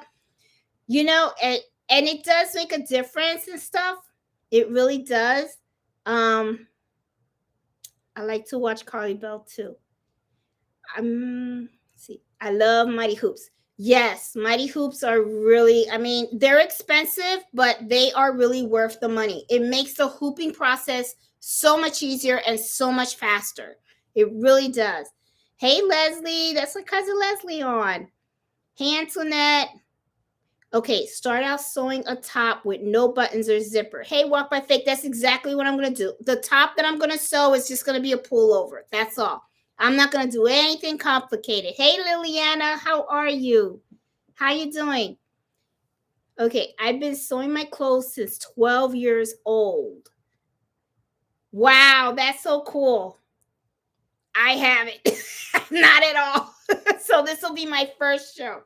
My first shirt and stuff. Hey, Linda. Hey, Vicky. Hey, Barb. How you doing? Of my shop. Oh, it will be published at 12 on. Hey, Barb. I'll definitely have to watch that video of yours. Could you repeat the name of the fabric cutter quilt, please? Hey, Tracy. Yes, I have posted a link. Let me see if I still have that link. All right. Hold on. I'm going to see if I can get that link for you. It's okay. It's called, what is it? It's in my Amazon shop. It's called Cut Quilt 2 Fabric System. And I did post the link in the Facebook group, okay? So if you go to the Facebook group, Embroidery Happy Hour Adventures, you'll see it there. Okay. And stuff. So, oh, Liliana, thank you so much. Something, buy something nice for you and Mel. Thank you, Liliana. I appreciate that. Yep, ZSK. Yes, I think that's the one that John Deere uses and stuff. That's the machine. Yes, Barb. Liliana has a great shot. And I'll be honest, I want to be Liliana, okay? Because I retire in 4 years and I love watching her channel and I love watching her shop is beautiful. I mean, she's got all these happy machines and it's like, oh, it's like a happy place, you know? It's like I see that and I'm like, that's what I want. I want to be a Liliana. That's what I want to do. And I saw a video where she has a Juki sewing machine and she sews the leather patches on hats. And I watch all her videos. So if you guys haven't or don't see her videos, Impro Print Now YouTube channel, I love her. I mean, most of her videos are in Spanish, and if you don't know Spanish, that's okay. Just watch what she's doing. You'll understand what she's doing and stuff. And I actually love it because I don't have someone to speak Spanish with. So when I watch her videos, it's like me practicing the Spanish. So I enjoy it, and stuff. But she's taught me so much, like with patches and how to do the leather patches on the hats. And when I saw her with the sewing machine, it's just like a special sewing machine where there's like a little round thing and it, you put it on the edge of the patch. I was watching it and it was just like so awesome and stuff. Hey, Christine, love the way you answered. Oh, you're very welcome. Luminaire. Yes, Walk by Faith. The Luminaire. I think that's like the Cadillac or let's say the Tesla of all embroidery sewing machines. Okay. That's like, it's like crazy amount of money for that. I have the table for when I do blankets. I want the tubular so when I do my sweatshirts. That's, yeah. I could see, yeah. But I've always let my sweatshirts hang. I've never used the tubular for that. I've always just really used it for the blankets and stuff. I love using the tubular support. Always use it when using the larger hoops. My machines doesn't vibrate that much. Oh, okay. I did not think. Well, I'm gonna be honest. I have not used my 6 needle machine with too many of the big hoops. Whenever I have the big hoops, I've always used a 10 needle machine and stuff. I spent way too much money on hooping station stuff because I keep buying the wrong things. John Deere has a hooping station. Did a video on the fat. That's it. Yes. That's Crafts Creation. That's Shayna.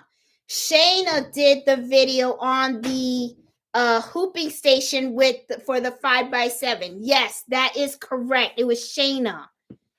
Yes. Thank you, Tiffany. I appreciate that and stuff. Yes, it was. It was Shayna. That's right. Now I remember. I think the Baby Boo has a video on the hooping station for Black Bear Machine. Oh, she does. Okay, so there's 2 places you can go to look for that and stuff. Hey, Barb. Hey, Charlie. You may have a video on this, but it would be good to know your pursuit on best stabilizers to use for different types of materials. Thank you for sharing your knowledge. Hey, Charlie Creates. There is an article that I always tell people this is going to help you. Oh man, where is my article? I usually have it right here on the machine and now I can't find it. Okay. Oh, here it is. All right. Look for this article. Google this article. If you Google this, Fabrics 101 Stabilizer and Design Guide, okay? This is going to help you, okay? In here, what it does is it tells you the fabric what type of stabilizer, the type of design, and what type of needle to use. This is going to be golden for you. Okay, because I've done, if you look at some of my lives, I have done lives on stabilizers and stuff like that. But if you Google this article, this is going to help you a lot.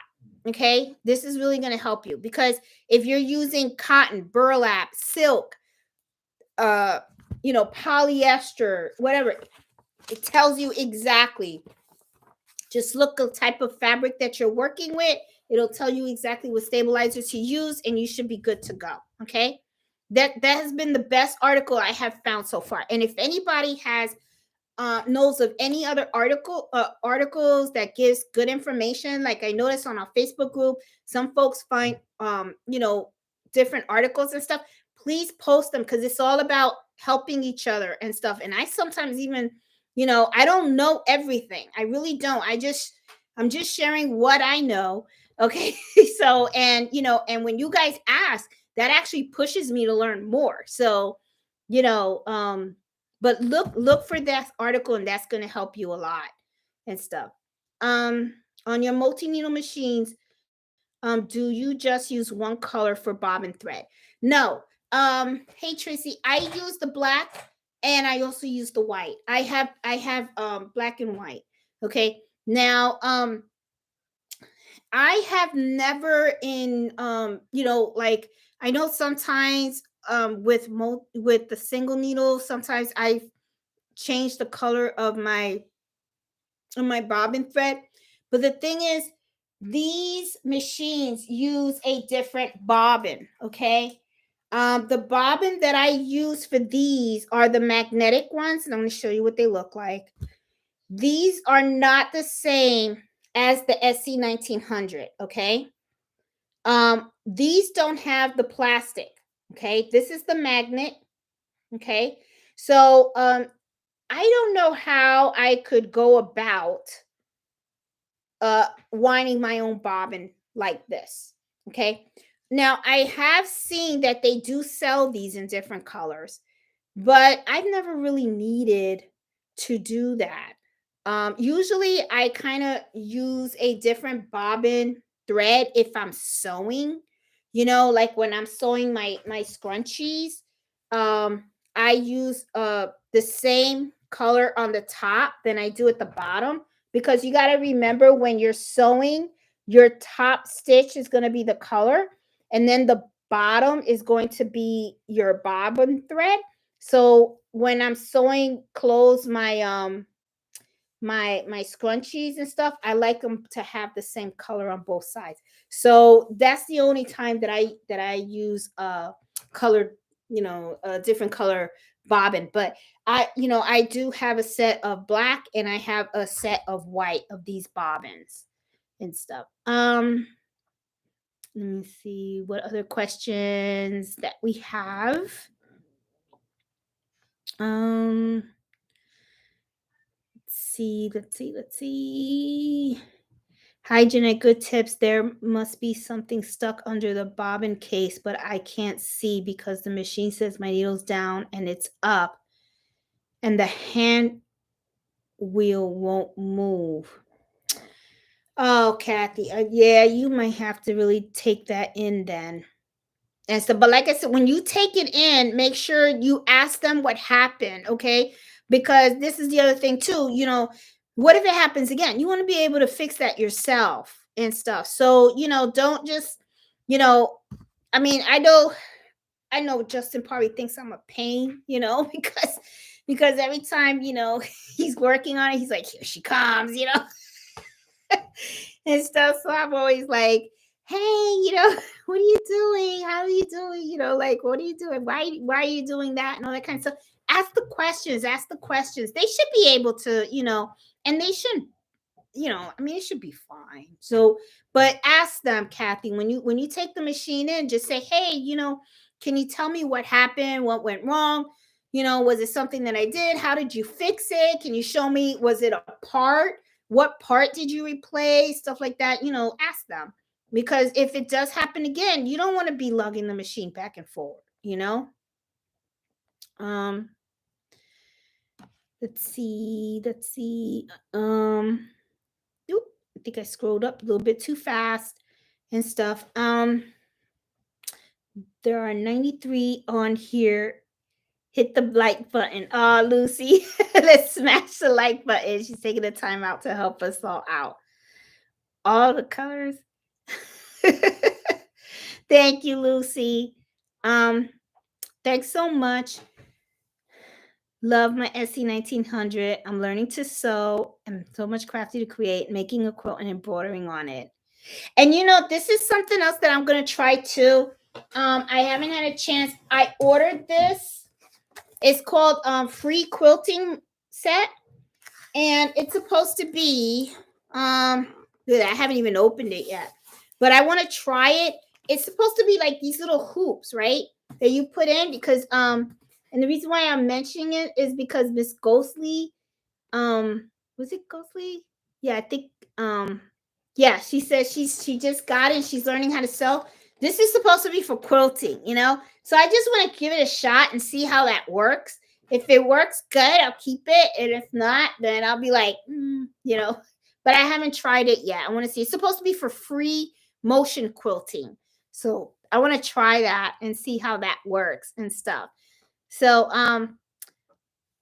but because Miss Shamika Ghostly mentioned, that she's trying to make a quilt and stuff. This is something that that I bought but I haven't tried it yet. I appreciate a long video because I showed up late to the party. Lots of good conversation. Hey Danielle, how you doing?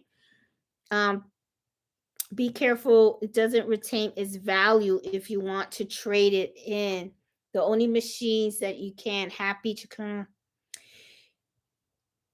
Yeah, that is another thing. Yeah, Liliana, that is something also to look at as well. It's kind of like buying a car, right? That's how I look at these embroidery machines. And Liliana has a very good point.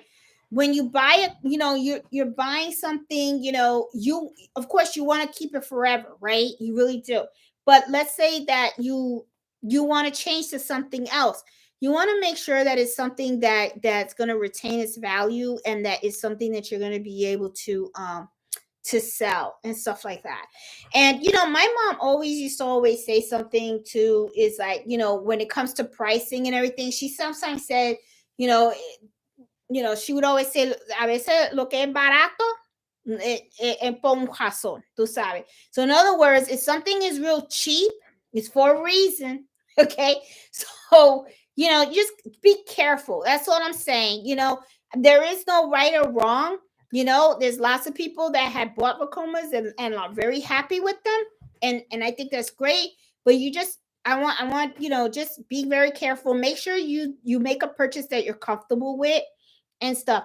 My thing too is another thing that really has me thinking is the support. Support for me is very, very important. Okay.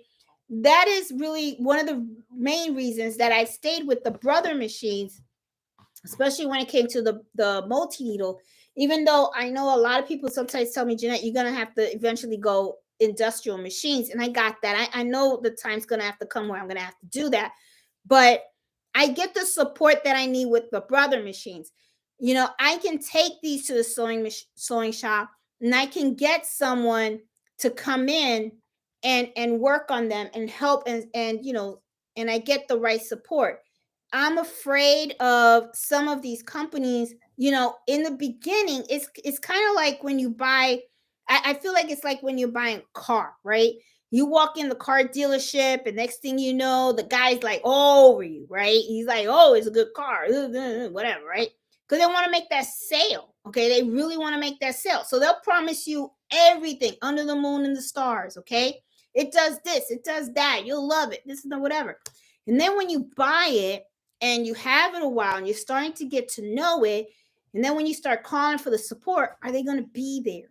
That's really the main thing that sometimes really I think about. Okay, and we're not talking about spending a couple of dollars here. We're spending money, real money, thousands of dollars. So you want to make sure that the support is here. My son's like staring at me and stuff. You don't want to say hi? He's shy. Oh my God, he's shy. He's home from VCU and stuff. And he goes back next week.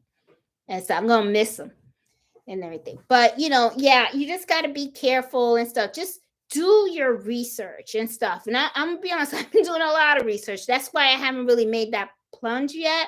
But when I am really, really sure that I found the right fit for me, then I'll be like, okay, now it's time. But right now I'm still in that phase where I'm trying to feel everything out and stuff like that. So you just got to be really, really careful. Like Liliana said too. So you want to make sure you get your money's worth, and you want to make sure that it's something that you can get the proper support for and all that kind of stuff. Just found and subscribed to your channel today. Hey, Sandra, welcome. I'm so glad to see someone using a machine in my price range. I currently have the P greatly gifted to me looking at the SC1900. Oh, Sandra, you're going to love the machine. You really are. And, and like I said, I want to keep the videos, even though I've been doing some lately on the multi-needle, but I am going to be shifting back and making more things on the SC1900, because my whole thing is, not everybody not everybody wants to do the multi-needle, right? And I want people to feel like, I don't want people to think like they missed out just because they have a slower or single needle machine, right? I mean, there's so many wonderful things you can do with a single needle machine. So, I mean, don't, just because you see all these big fancy machines, don't mean that you're limited. We're just going to be creative. So, like I said, I am going to make a family heirloom blanket, and I'm going to do that whole blanket using my little baby right there.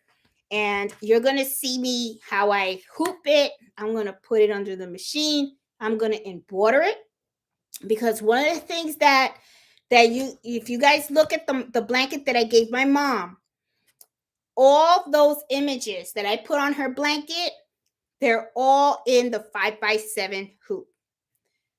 All of it. They were all designed in a 5x7 hoop. The only thing that was designed big was the top version, what was on top of the blanket, which was my mom and my dad's name with their wedding date and the photo of Mello. And I bet you could just take that and just scrunch it down. Or I could take the image and I could probably do it on a 5x12 and then put the words next to it. It just takes a little extra effort, but I can get it done. So I want to do that video because I feel like that will, show people just because you have that machine doesn't mean that you have limits. I want you guys to really enjoy what you do, and the way I look at it too is, especially if you're not doing this for business, you're doing this for enjoyment. Why are we rushing? That's how I kind of look at it. It's like, where are you going? This is for fun, and I want to keep it that way and stuff. I opt for the SWF over the Racoma. Let's see what else. We actually got power back on after 3 days. Oh, Danielle, man, I would have been upset. I would have been like, I can't sew for 3 days. I would have been upset. I used to sew 95% of my outfits, my children's and my husband's suits. Now embroidery is my choice. Yeah, I really want to get into the sewing and stuff. Hey, Harmony, how you doing? Love you. Hope everything's fine. And I love your website. It is awesome. I love the video and everything. Your website is so cool. Love it. So if you guys have not seen her website, she has it posted on our Facebook group. It's a really cool, I mean, it looks nice. I love it. Post roller sewing machine. Yes, that's what it is. A post that's what Liliana has, and I think that's the machine that she uses to do the patches, the leather patches on her hats and stuff. Let's see, Let's see. Any other questions? Oh, she tripped the emergency safety of the SC1900. She has a thread jam under. Oh, everybody's trying to trying to help. Some of these machines that some companies would not trade. So I would look at the trade value. Yeah. Yeah, I really, me personally, I just don't know when I'm gonna make that jump. I'll know when it's right.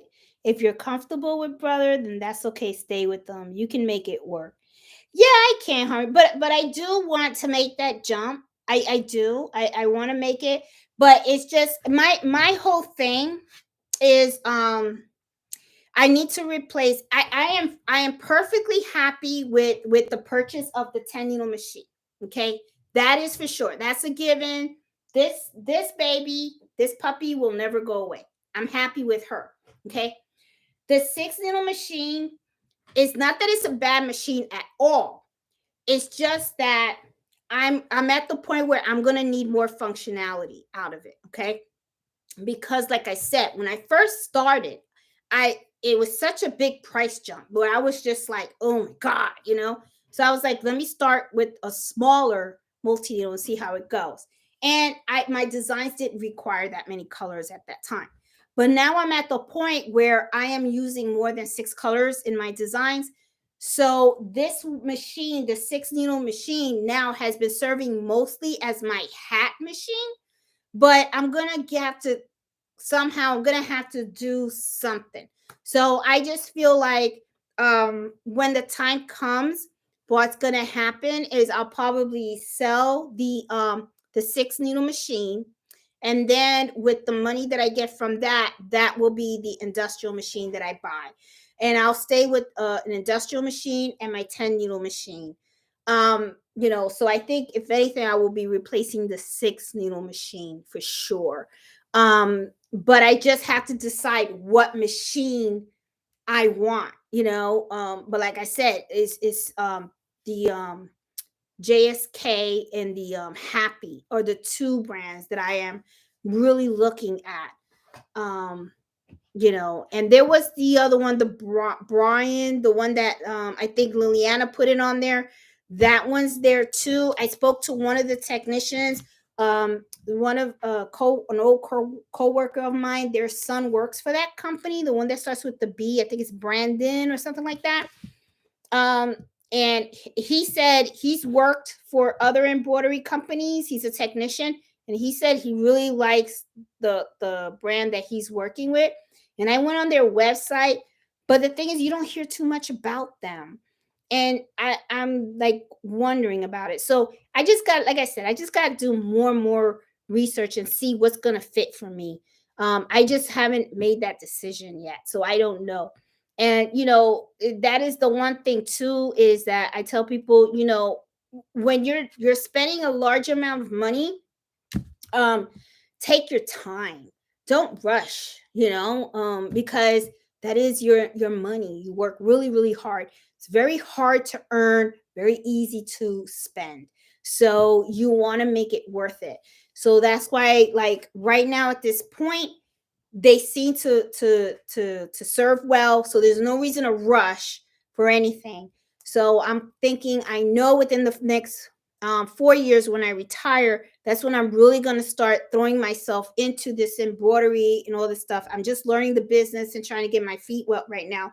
But when that time comes that I know I'm ready to be at Liliana's, you know shop level, okay, of opening up a storefront and all that kind of stuff, then yes, that's my time. That's when I'll be like, okay, I'm ready to make that move. But right now, I'm kind of like, I'm just gonna play around with it and stuff like that.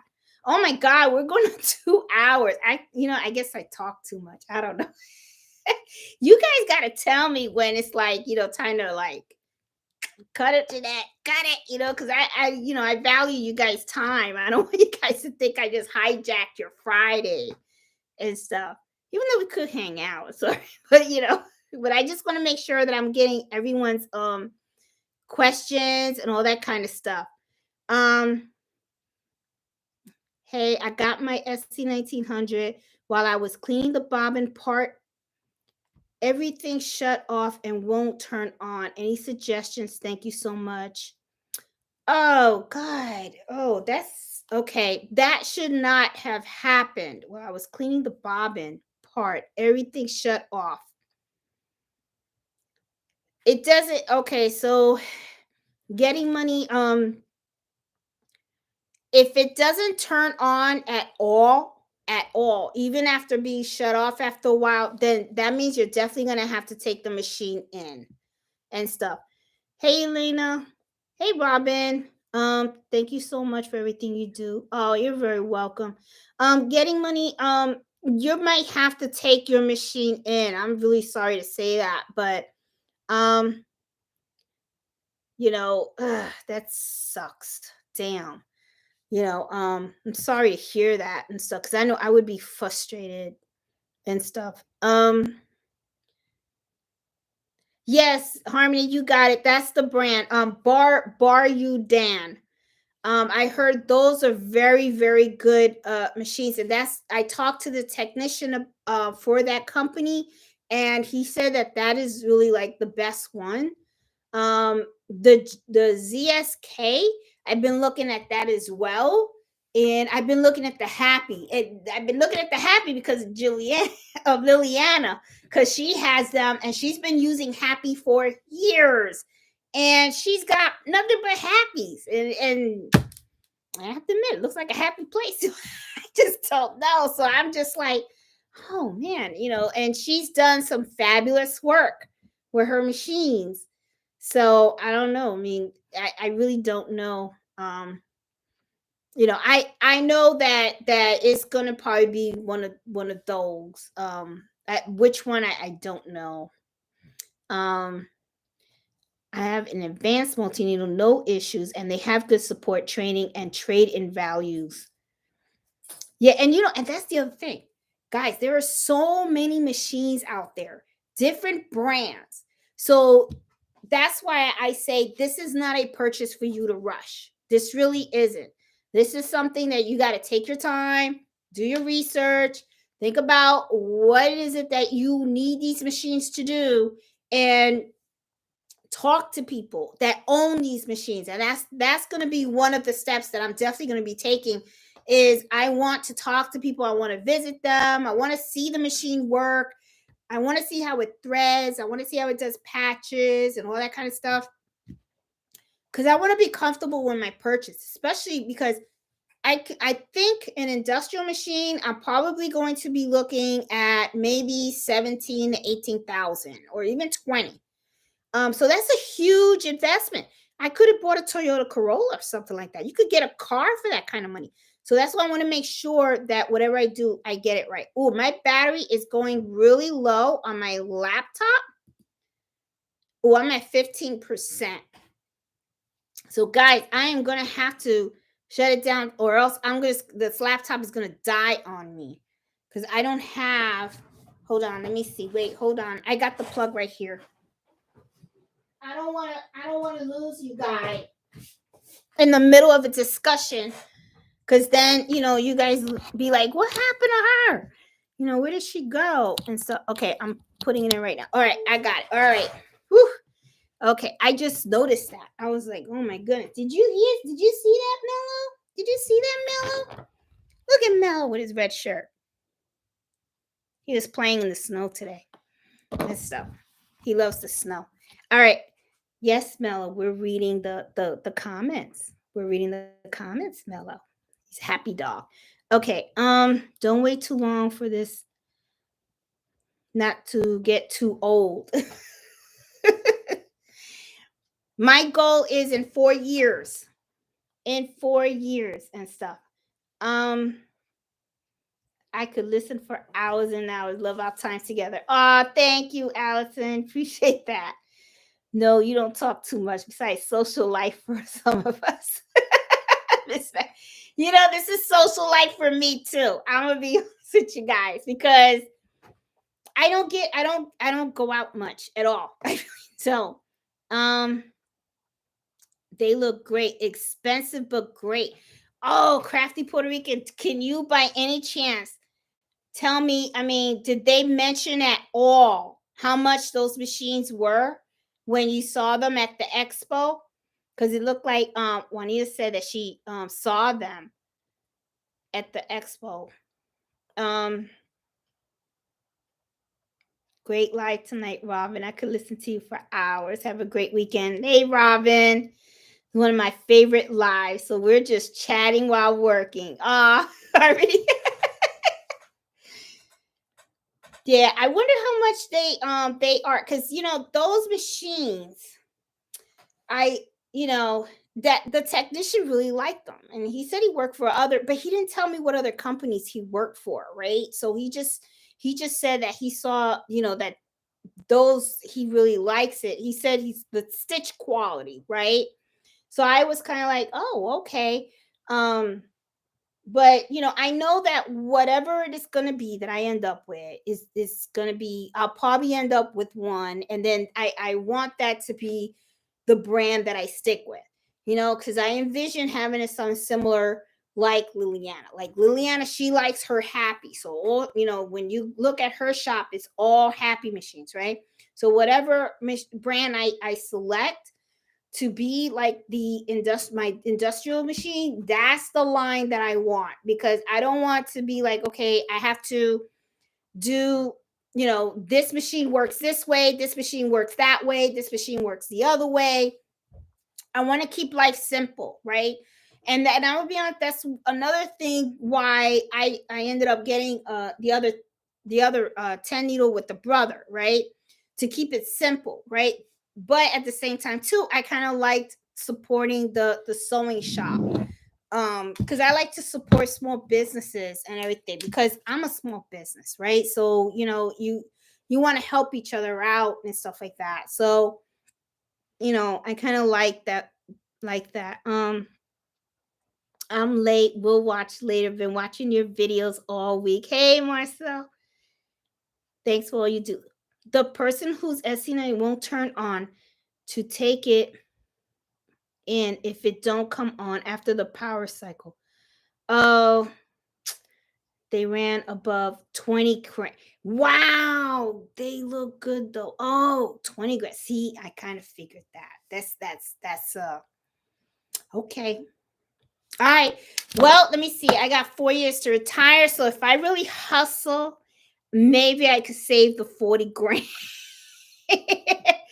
Maybe I could save the 40 grand, the 20 grand, and get me one of those. But I'm in the process of buying a laser, can expand my business more. Oh, laser and great. Are you gonna get a forge grow of George? What is it? George glow glow forge, something like that. I priced Burn and the Happy at the Expo. They were cheaper than the brother. Really? Oh, so Wanda said the Brandon, the brother 10 needle. Well, the brother 10 needle was 15,000. Wanda. Glow Floge. That's it. Oh, let me get my water bottle. Hold on. Hey, Mello. I don't want to step on you, sweetie. Okay, I'm back. Yeah, the glow forge. That is I've been looking at that, but the thing is I'm running out of space and I don't want to, this is the thing too. I bought a sublimation printer. I got the Sawgrass 500. I like it for mugs and I like it for shirts. However, though, the shirts, I don't like using the Cricut brand. I just don't. I don't feel like they feel like good to me. You know what I mean? Some people like it. They like using the Cricut. I mean the Cricut. You can tell I'm tired now. The Cricut shirt. But for me, I don't know. It doesn't feel like good. It feels kind of cheap. I don't know. You know. So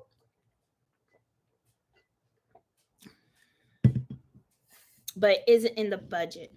Yeah, I mean, Miss Smiles, they're expensive. It really is. Um,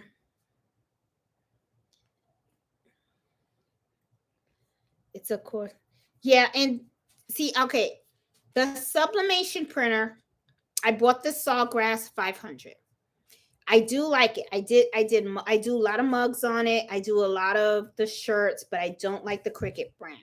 Um, but I don't use the sublimation printer as much as I would like to use it. And I'm going to have to start doing that, because one of the things that I learned about the Sawgrass is the Sawgrass recycles a lot, right? Because you're supposed to keep it on. But what ends up happening is while it's recycling, it's using its ink. So I had brand new cartridges in there, and already 75% of the ink on those cartridges are already in the tank. So I was just like, really? And I haven't even like used it much. So now what I'm thinking of doing is I'm just going to buy a whole bunch of sweatshirts and a bunch of stuff, print out a whole bunch of designs just to keep the machine going. And then I'll create shirts for myself and stuff. So everybody around here is going to have shirts like crazy and stuff. Cheryl, I have for the sublimation, I have the Sawgrass 500, but do your research on that, okay? And I'm gonna tell you why. It is expensive. The ink is expensive. There are other alternatives out there, Cheryl. So just like if you were looking for a multi-needle, look at all the options that are out there before, would I buy a Sawgrass again? I don't think so. But because of the fact that because of the things that I'm learning now about especially the ink is like super expensive. Now I don't know how much the ink is for the other sublimation printers. So do your research and stuff like that, there you go. Miss Miles purchased an Echo tank. That's sublimation. Now, I don't know how much the ink is for all that kind of stuff and everything, but look at all your options. Look to see when, if, and I wish I had did this. This was a mistake that I did. When you look at the printer, just don't look at the price of the printer. Remember, you have to replace the ink in that printer. Look at the price of the ink to use for that printer, because I wish I did that, because that ink, when I buy the whole set of ink, I'm close to $300. Okay. And this printer itself cost me about like $5. All right.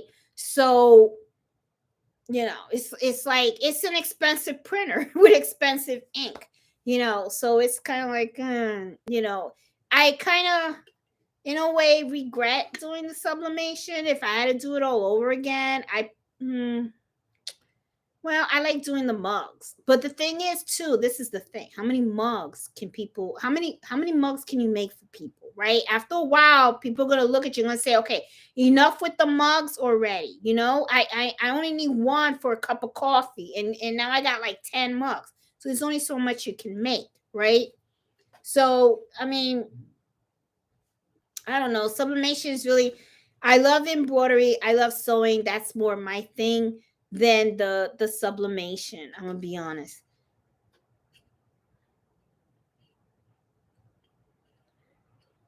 Look at the crafty Puerto Rican. Looked like she got a good one. If you look, she has an Echo tank, 1500, converted it to sublimation.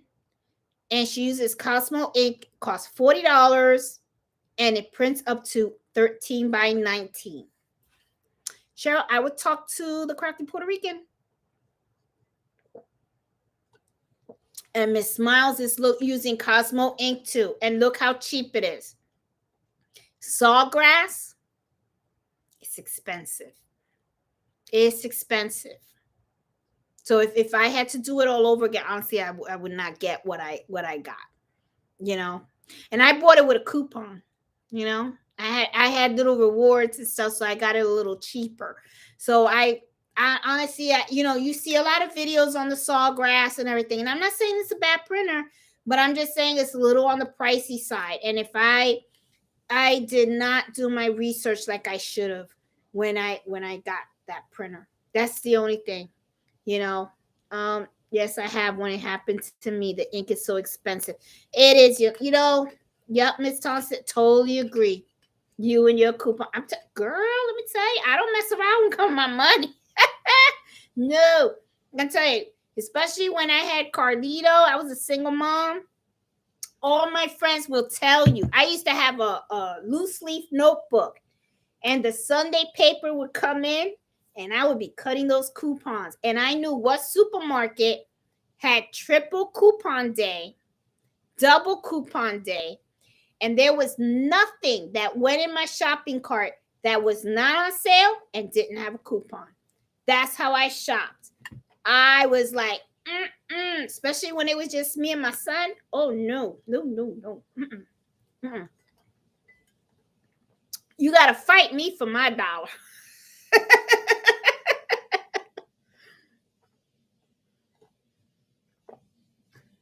I like your single.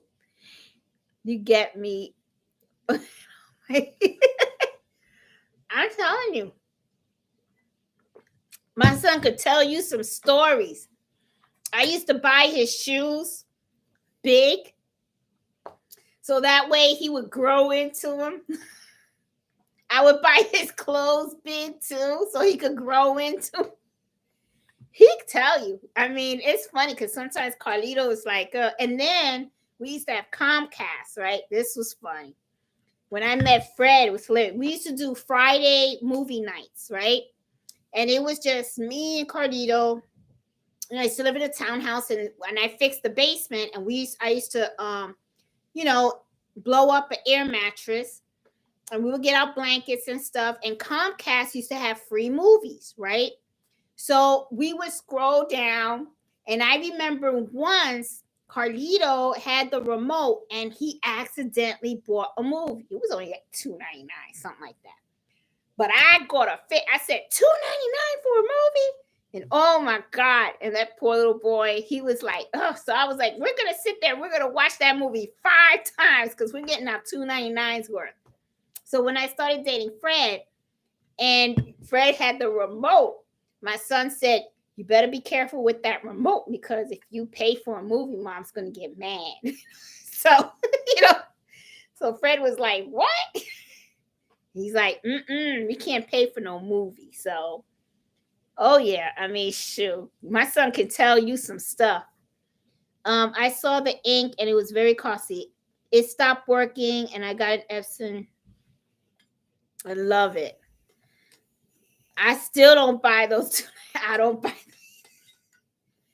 I do all the free stuff, all of them. Now, I did go watch The House of Gucci and stuff. I don't know if you've seen that movie. It's good.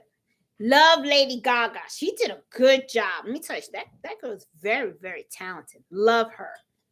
But yeah, I bought a ticket to that. But I'm cheap. I'm the one person that if you drop a penny, damn right, I'm going to pick it up, put it in my pocket and stuff. You're so down to earth. Just telling you guys like it is. Well, guys, look, this is like the longest live, because now we're like, you're not cheap. You just spend wisely. You can say that, Cheryl, but you know what? Let's be honest. You know I'm cheap. I wanted a sawgrass. My hubby told me I could do better. Told me I better go sew him a shirt and embroider him some sawgrass on it. That's funny. Oh my goodness. But you know what? Shamika, honestly, read some of the comments and stuff. I don't recommend the song. I mean, I have it and it works fine and everything. It's just the price. The price is not, for sublimation, if you can get sublimation cheaper, then do it. Honestly. Just being smart with money. Hey, Miss Social Crab. Yep. Hey, you have to be like I said, it's hard to earn, easy to spend and stuff. So keep it in your pocket, and stuff. So that's why, to me, it's like, just look at the other alternatives. Seriously, with the sublimation, look at the other alternatives, because you want to make sure that you're going to be good with it. And from what I see, they use the Cosmo ink, and the Cosmo ink is so much cheaper. This ink for the sawgrass is very, very, very expensive. And I don't know if there's a place, if someone has done a video of the comparison of the ink, because I would be interested in seeing that, because if I'm paying all this money for this ink, okay, is it worth it? That's my question. Is it that this ink is so much better than the Cosmo ink? But I'm gonna be honest, lots of people are using that Cosmo ink, and I don't see people complaining about it. So it can't be that bad, So it's just something, just to, just do your research and stuff, because you want to make sure you spend your money wisely and stuff like that. So guys, it is like close to 10:30, and I got Mel over here, and he's like, so you guys can see, he is out. Oh, he just woke up. See? So he is out and stuff, and I'm going to take his sweater off so he can sleep a little more comfortably and stuff. And I'm going to call it the night, because tomorrow I got to wake up, and I want to start working on that blanket on the SC1900, because that's going to be a lot of fun and stuff. I want to do that and everything. So I just want to say good night to everybody. Mwah. Love you guys all. This was kind of fun. I'm really glad you guys hung out with me late tonight and stuff like that, because you're right. I mean, this is our social time, and stuff. On what stabilizer you said, Susan. Yes. I have videos on that, on stabilizers. Google this article, Fabrics 101 Stabilizer and Design Guide. Susan, Google this. This will tell you exactly what stabilizer to use with what fabric. Okay. And do a search on my channel on stabilizers. I have videos on that already. Okay. So that will help you. All right. And stuff. So anyway, guys, I am going to say good night and stuff. Thank you so much for hanging out with me. I really appreciate everything that you guys do and stuff like that. Love you guys all. Mwah. And guys, happy sewing and embroidery. So stay safe and, have a great weekend. Talk to you guys later. Bye.